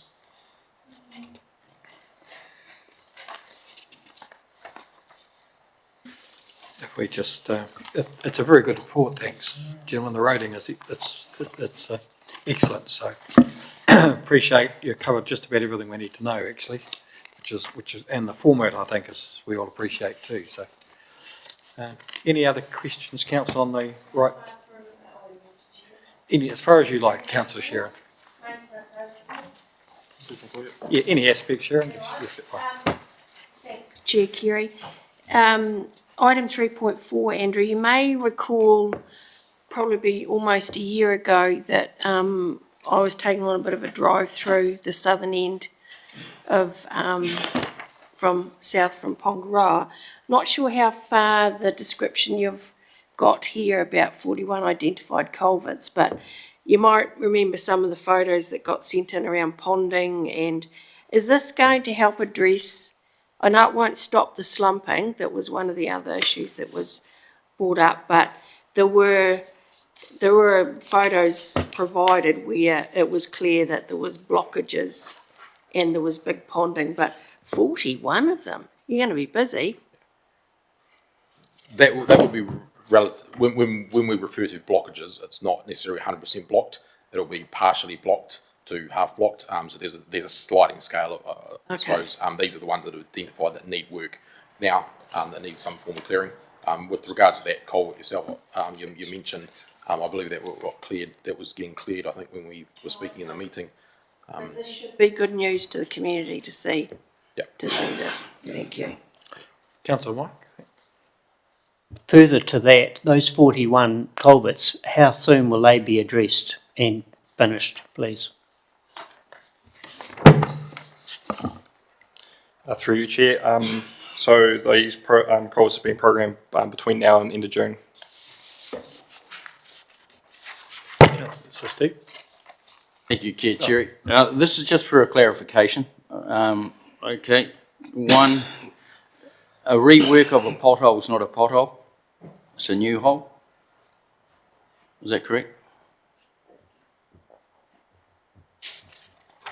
A pothole essentially is can be considered a temporary fill. A repair to the failed pavement is the repair. So essentially, a pothole is a surfacing defect that's turned into a hole in the road. Sometimes they can be fixed by patching them and putting a bit of plant mix AC into it. Sometimes they'll continue breaking if the failure is deep, essentially. But you're right. Once a pothole is considered, once it reappears as another pothole and another pothole and another pothole. So, yeah. Supplementary, just on that, because I get asked these questions. And I think I asked you before. I've got some clients at Norsewood regarding the annual surveying for roading, because just making sure. And is it every 2 months you do a survey, or of the districts, or what's the methodology of that one? Through you, Chair Kerry. So it is, in regards to the inspections, the road inspections, it is relating to the road hierarchy. So a low volume road, I believe, is every 6 weeks, 16 weeks, and then up to the primary collector roads is weekly or second weekly along those lines. I don't have the exact frequencies, but it does depend on the road hierarchy. Relating to the potholes, just to mention around the potholes is a certain portion of our sewer pavement maintenance budget is allocated to fixing potholes, but pothole repairs, as Andrew mentioned, is temporary repairs. So what we're looking at is how we can use that budget to be doing more permanent repairs, because essentially that is more or less waste of money on trying to actually do a more preventative treatment. So that's actually another product. One is the road science product. There are other products out there that we do the pothole repair, but then look at doing something actually more permanent on top of it to waterproof it or do whatever needs to be done to actually make it last longer. So looking at where the teams are fixing a pothole because it's a safety problem, but then having to go back in a month's time to fix it again, and actually working out how we can minimise that cost by, as I say, doing a more permanent repair that's going to last. So.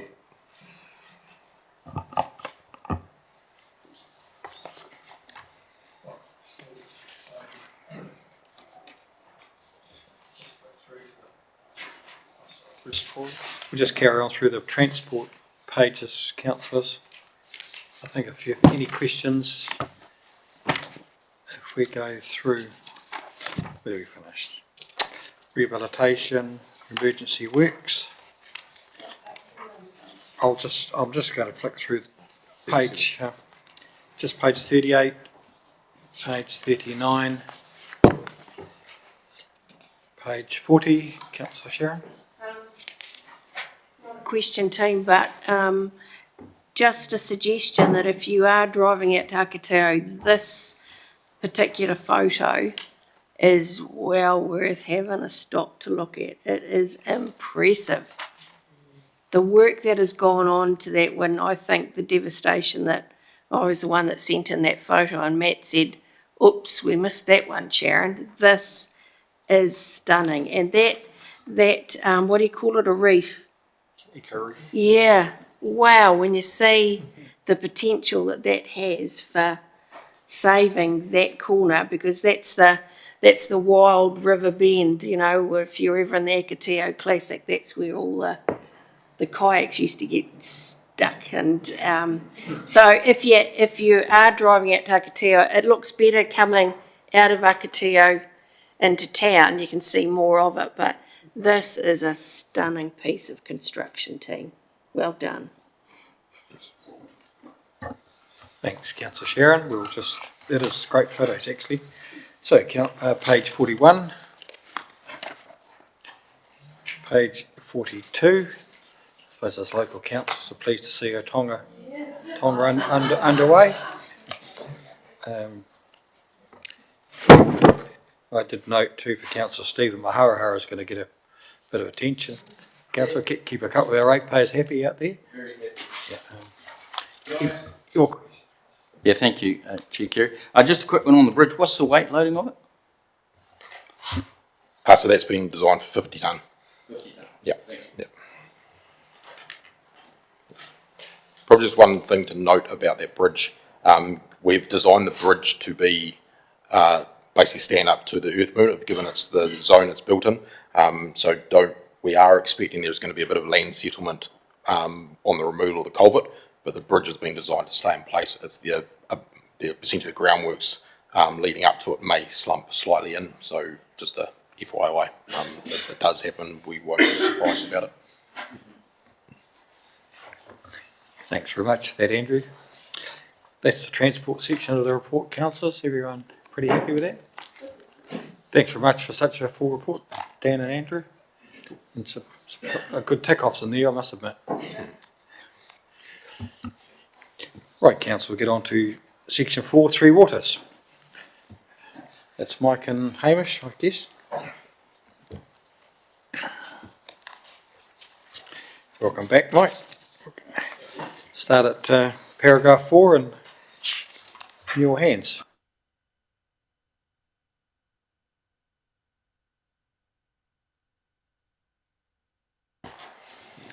Kia ora again, thank you, Chair. So I suppose just from a management report point of view, it's that month was quite a bit of a shorter month with, I suppose, a couple of public holidays in there, and a very busy month at the same time. So happy to walk through a couple of these points, but one of the ones I suppose off the bat is the Water Shortages Management Committee removing those restrictions. I was very happy with that, to be fair. So I said I've got a quick question there, so I'll defer. You didn't include it in this, but given one of the strategies at Akatao in managing the shortages, particularly over Christmas and through the summer, the Three Waters team had made a commitment to write to all the ratepayers, suggesting and cajoling them to sort their own responsibilities and lives out. I can confirm in the last month that those ratepayers have received letters. It was very well written. So another tick, Chair Carey, that something that we'd been promising that community for a while I'd like to think would be inundated, or tank suppliers will be inundated with requests, but we shall see, shan't we? So thank you, Mike, for making sure that got off the ground. Through you, Chair, thank you. It was actually something, yes, that I realised after I submitted the report that, yes, I forgot to include, that we had included those letters. I know that they were outstanding actions from, I believe, the previous years from the ACTO shortage that we had experienced out there. But yes, those ones did go out, and so did actually ones that we also sent to Northwood, as they are of the same nature. Of those two, I actually was expecting I would have some returns by now. It's good to hear that they have been received by some of the ratepayers out there, but I actually haven't had anything come back our way yet on those. So.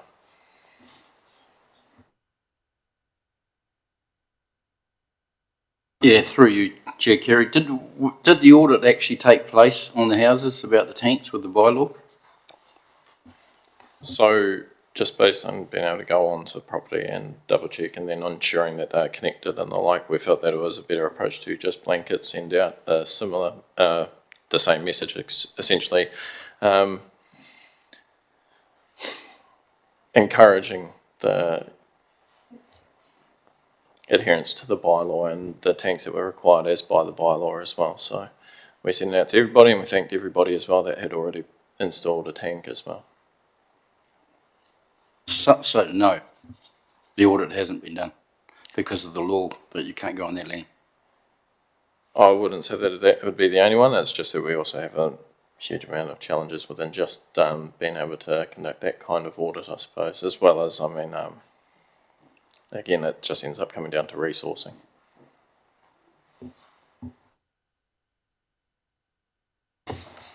So the short answer is no.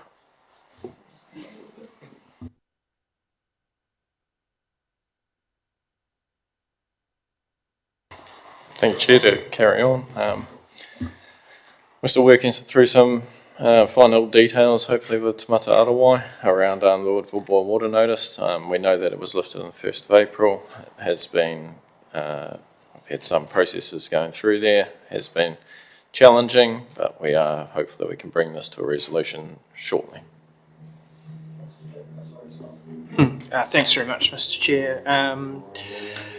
Through you to Mike, I read that short paragraph with a little bit of concern, particularly talking about the evolving nature of the process and shifting requirements, making it increasingly difficult to maintain momentum on key projects.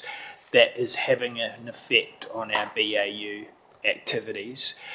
I wonder if it would be helpful, because I think this is a general concern of mine, that we are quite good at talking about extra regulation having a real impact on what we're trying to deliver, but finding a way to quantify that in some way so we can politically try and push back, but having a really good understanding, because a boil water notice that was lifted on the 1st of April for something that turned out that there was no contamination in any of our testing, still having an impact now on our business as usual activities, I find concerning. So I wonder, I don't want to be putting extra pressure on the team to have to be spelling that out, but I think some of these things need to be case studies that we're passing up the line more, saying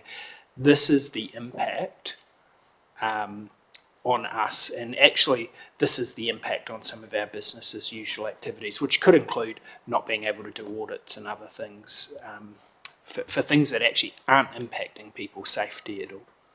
So I'd be grateful for a comment on that, but in general, how do we quantify some of this stuff a little bit better so we can actually push back on your behalf somewhat? because it seems to be getting ridiculous. Thank you through you, Chair. Believe me, if I could figure out a good way to quantify it in a relatively short space of time that didn't mean that I had to do a huge amount of additional work, I would certainly submit that. It would definitely be something I would like to look into, but I think you can also appreciate just that we do have a small team for the free water side of the house, and some of these sort of processes and requirements that we are then directed to follow do make it challenging. So being able to quantify it surely would be something that I'd like to be able to do, but will take a bit further work, I would say.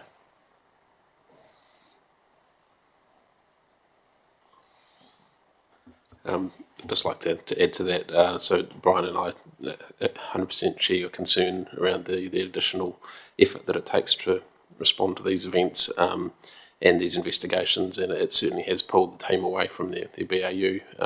Unfortunately, it has created a huge amount of extra work.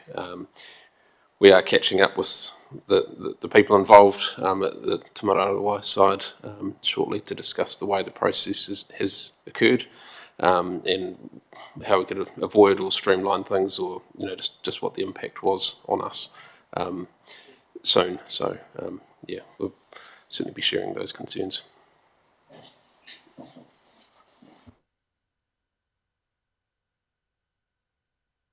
Your hands again. Gladly. So we talked before about the Danny compound supplies. So we've got there about the underwater drone and the repair. We have noticed that there has been a minor concern, however that has over the last couple of weeks, should I say, stabilised. So we are just currently monitoring at this stage. Again, perhaps that is a new normal as we move forward into the winter months. Again, uncertain. So we are just looking forward that we would get another rove inspection in there. But following these, we're waiting out on the report back from that. We talked briefly before about the infiltration gallery works. Nothing further to add to that. However, the submersible pumps, if I can give the update on there, is that the calculations we have been finalised. So we're just scoping out the final part of the work there. And then we will look to schedule the installation. So that will be a good part ticked off there. Carry on there for the truck turnaround and the fencing. So as part of the closeout of the fluoridation project, which has been a bit of a hold up with the whole the land and ownership parts there. We've worked through that, which is great, and by able to do that, it means we can close out the project, and we've already submitted all that through. So now we're just waiting on the return of the last part of the funding there. That there though was that last final risk, I think, if you recall, about the truck size and being able to turn around and what we've been working through to make sure that it can still occur. The other part of that means that, following any other further construction and other parts that we need up there, that will greatly assist us going forward. So the pre-treatment. So I've added in a bunch of photos in there. Goes stepping through sort of, I guess, the process of these. So to answer the question that was posed before, you can see that we've got the river take that we talked about, I guess, a couple of reports back, and that peak turbidity there was around 250. From there, those jar testing that we conducted where you add in a coagulant, which hopefully will make it either semi-solid or solid, so it helps the sediment clump. And from there, that clumping has occurred from what in these jar tests have as a paddle. So the paddle will turn, and that will be the flocculation. And those sediment there, with the coagulant added to it, in our cases for, say, Woodville, we add a alum. So we end up with that part there creates what's known as a flock, and that is called flocculation for that part, so it flocks out. So then what that does is that it then settles near the bottom of the jar and creates that clear water. The clarification process part of it is then removing that sludge. So there's multiple different ways that we can do that, and most of them being mechanical, but we've just got to work through for the Dannevirke side. We're working through what plate settler or clarify would be the best bet for us, and then how that best looks as well for the removal of the sludge going forward. So I hope that kind of explains that. Oh, I've got another question.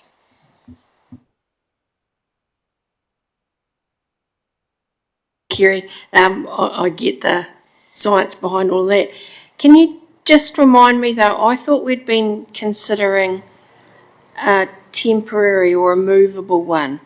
The recommendations here now are for a permanent. Have I got that wrong, or have I missed an email or something where we changed our No, I mind? believe that, that the first ones that were put forward were for a temporary membrane plant. What we found though going forward, I think that I believe there was one put forward to the council at the end of last year at some point to discuss that. But effectively, what we've found through, especially doing the river testing and the sampling, is that it wouldn't cope with the inflow river turbidity, and that this would, and the clarifier part of it actually ends up being cheaper than a membrane plant, particularly a relocatable one. Thanks, Chair Kerry. Yeah, just on that, I see on your recommendations, it's recommended that a full residuals management plan, including sludge dewatering, go ahead. So what happens now? So currently that is what we're including in it. It's just because you could see it as two different parts in theory, but I mean they are part of the system, and to have one without the other doesn't really make too much sense. And to be fair, if you don't have a residuals management plant associated with that, we just end up with a tank that fills with sludge, which is, to be fair, what we actually have currently at Woodville, which I've just been working through as to how we actually clear out the Woodville waters sludge in the backwash part.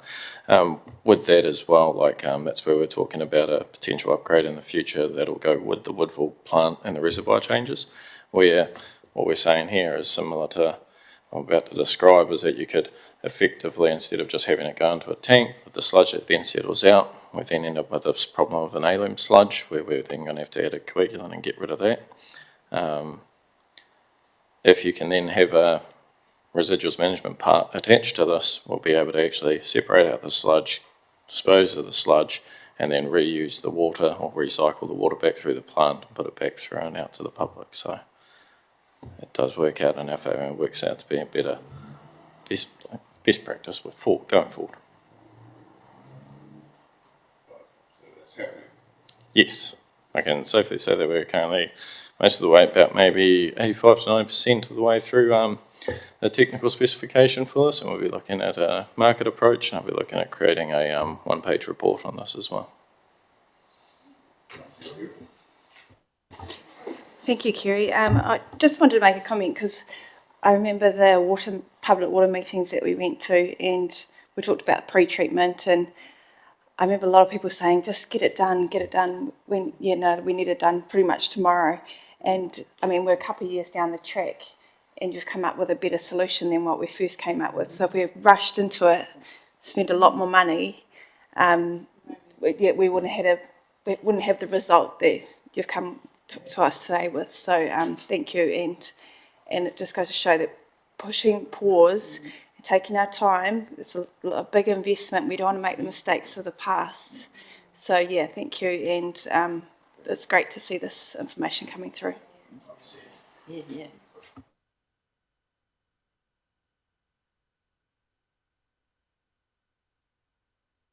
Like that, we're at page 47, page 48. Councillor Scott, thanks. Yeah, thanks very much, Mr. Chair. Through you to Mike, just looking at the Pahiatua membrane operations comments, really pleasing to see that there is a report with some recommendations that can save substantial OPEX and preserve the lifespan of the membranes. I know that I was pretty horrified when I learnt some of the operating costs of the plant, but in particular the membranes and their short lifespan. Just on there, I see that needs further review before my understanding of reading that is before we can implement some of that. My question is as there's been identified significant OPEX savings and expanded lifespan, is there any way that we can expedite reviewing that and implementing some of those recommendations so we can realise those cost savings sooner. What I'd hate to have happen, and I know that your team is flat out, Mike, so it's absolutely no criticism of that, but that it just be put on the back burner because of other priorities and have us miss out on substantial savings. So keen for your thoughts. Thank you. So for this one in particular, Paeatua Water Treatment Plant is our most complex water treatment plant. Currently, as I've said in here, our water treatment team leader's actually just gone on an extended part of leave. Having him exit for this period, it wouldn't be wise of us, let's say, to start making some of these recommended changes without his knowledge and expertise available for us. He's the one that genuinely knows that plant out inside and out, was there for all the upgrades, and I'd hate to make some major changes and then have them not come out with the intended results and then have to then work through some of those challenges without that sort of expertise available.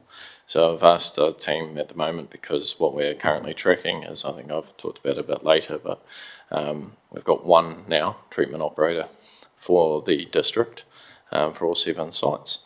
We are effectively backfilling that role, and we are having some of our other team members step up to accommodate for that. But yeah, it's just at the moment I would think that it's the most wise decision for us to just hold out on the recommended changes, because they are quite substantial. And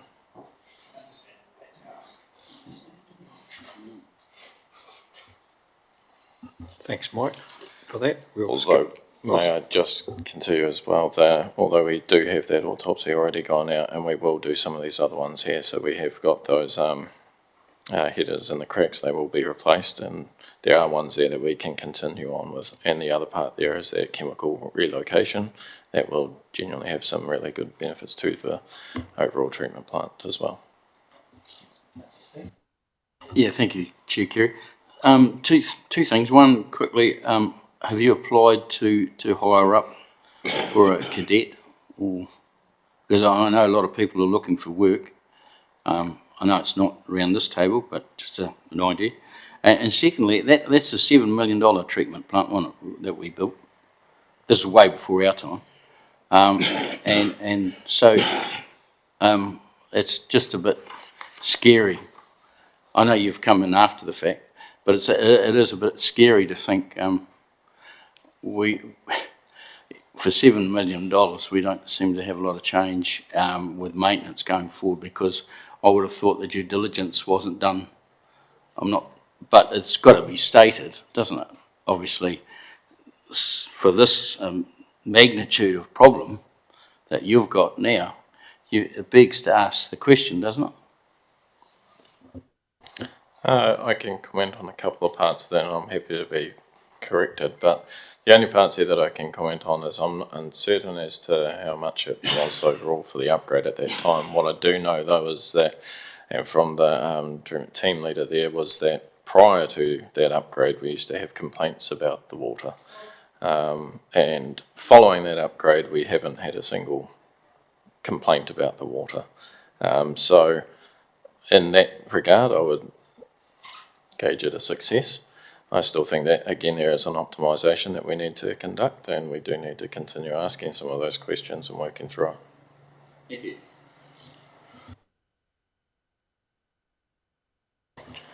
Can I just add to that Mike has asked for a cadet, and we are working through some of those sort of junior roles to try and backfill his team, so that there is some.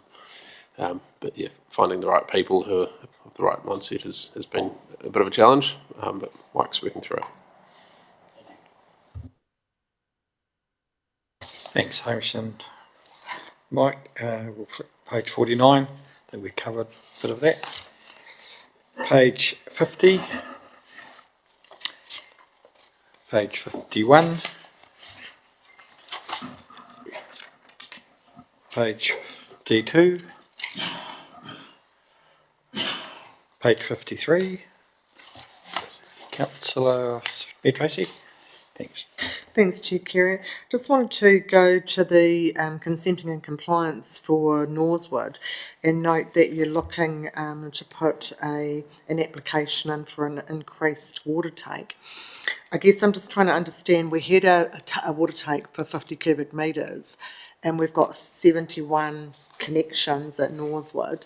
So, give or take for backwash, that's 700 litres per household that they're using. And I guess they're on the same as Akatea, where they should be required to have a water tank. I guess applying for a water consent is will cost a lot with conditions, and I'm sure the regional council will ask the same question. Are we addressing some of the water loss? Are we, do we understand that network? And I guess what's changed, I know we've gone over that consent, what's changed to make us continually going over that 50 cubic metres? I guess just for me, there's a lot of cost in applying for a water consent and treating that water.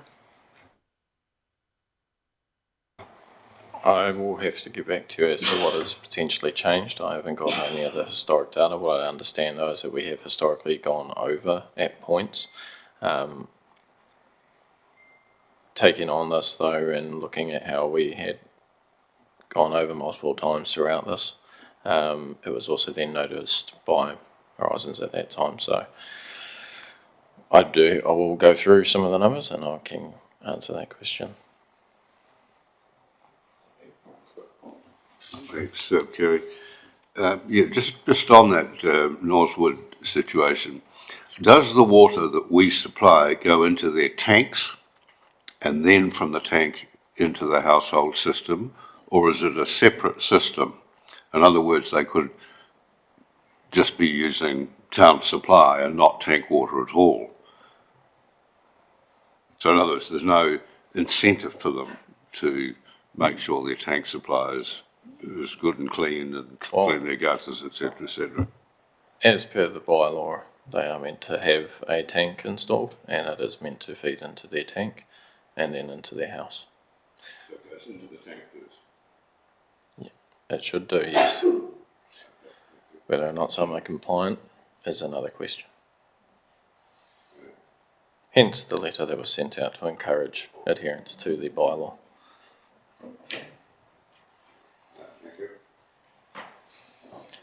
I say though that some of the cleaning and the flushing program, I can't remember if I talked about it too much recently though, but was that we had some really good results come out of that flushing program.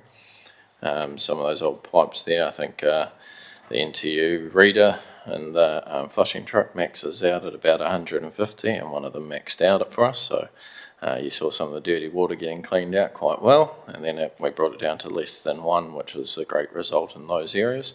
So now we just need to work on some of the extremity parts of it and some of the dead end areas, but we'll work through those. What we can say though is that the plant is, because we have a sample point just outside the plant and it's producing very nice, clear, clean water. So the plant upgrade's been successful, and it's just a case of making sure that the network also reflects that. Thanks, Mike. I think those flushing photos kind of showed what we thought over the last year or two out at Norsewood, didn't it, really? And so, keep doing good work. Thanks, Mike. If we carry on to page 40, where were we? 54, 55, 56. Councillor Steve? Chair Kerry, yeah, just at the top of there, I've mentioned, I've had some communication, this might be another location for that.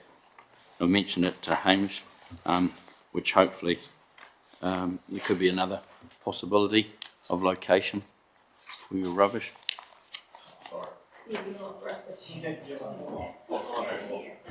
Through you, Chair Kerry. So Jo sends her apologies. She's out at Pongaroa landfill today with a formal inspection. So with the regulator. So we'll see how that goes. Norsewood, we're investigating a couple of different locations. We're looking at what that will actually mean for those spots, because there has been a bit of a history out there of fly tipping around the recycling bins, so we're pretty conscious of where we put it next, because we don't want to burden that on residents, for example. So there's a few moving parts, and we'll certainly bring back just a paper, probably just informing you of some of the options, and we need to consult with the community on where's going to be best, I suppose. And if we're going to be investing, do we invest one decent spot for Northwood and Ormondville, or just one, or two? Because it's reasonably expensive to set up a new location for the size of the communities. So, and I'm happy to take any questions on Joe's section if there are any. She's briefed me as much as she can. Thanks, Hamish. I just tried to skip through here, so thanks very much, Mike, for your part. Appreciate it. It's really, really, really helpful report with a lot of detail about things that worry us a lot around this table. And perhaps we'll just skip on to Hamish, and perhaps the Waste Education Week report. Mind if I have one more part there on the admin side of the house, Chair? So I just wanted to highlight, we sort of touched on it before, but yes, we've had some interviews for the water treatment trainee. So it's been, as I said, like resourcing's a challenge. So working through it, getting through all the loopholes to get through things and make sure that we can get out to market and conduct interviews as well, obviously, is another BAU part and all part of it. So yeah, the water treatment trainee though, unfortunately, we've just been working through, we're on our third candidate at the moment and we're hoping for the best and we're just going to work through that. Having our team leader overseas though now makes this a bit challenging. We have successfully been able to organise for a water treatment operator to start recruiting through the Tararu Alliance. So thank you, Dan. I know he's over there talking. Yep. So that's really helping. So we'll be advertising that actually today now, and that will be able to go out internationally. So hopefully we've got a better one, because all we've done, I feel, in the past was go through for the last few years locally and nationally. So just widening the catch. So fingers crossed for that one. The sampler, the application's closed. We're working through our interviews now. Another one was finished today. The information tech is another one that was hired through the Better Off funding, and that's started with the team. She's just out of Woodville, I believe, so, and that's really cool, because the other part of that means that we can start adding in the componentisation that we've been going through and a bunch of our asset information as well. So we're getting down to the asset data of our water treatment plants, the above ground valuations and componentisation. So that will help as well, and I know that Sarah Walsh is very happy with that. And then our trade waste and backflow officer, so we've had the description drafted and we've just got it under review, and then hopefully we can look at putting that out as well. And that's another one that was, again, Better Off funded, so it will help us in that regard. Other than that, that's all I really wanted to cover off on the resourcing side for us. Thank you, Chair Kerry. Firstly, I apologise because it was already written down here and I missed it. Secondly, how many people does that actually equate to? Will somebody double up in some of those roles, or that's? No, they are all individual roles. However, I mean, some of those ones, just the two that we've got there from the Better Off funding are outside what we would normally have. It's just that we've had a couple of adjustments there for the treatment trainee, which was also actually through the Better Off funding. And then you've got the water treatment operator and the sampler, unfortunately, maybe about a month ago now resigned. So that's 7. No, 5. 5. Yep. You got a very light team. Oh yes, yep. I'm well aware of that, but yep. 5, sure, it's scary. Thanks very much, Mike. Oh, sorry. We've just been booted from the meeting. We beat it out. Right. I was just going to say. I'll just try and extend it and get I was just going to say, councillors, this is pretty apparent, isn't it, when we get into this local water done well stuff, about this area for staffing hasn't probably been so focused on as other areas of it, but you can see this challenges all around New Zealand, isn't it, for staff in this area.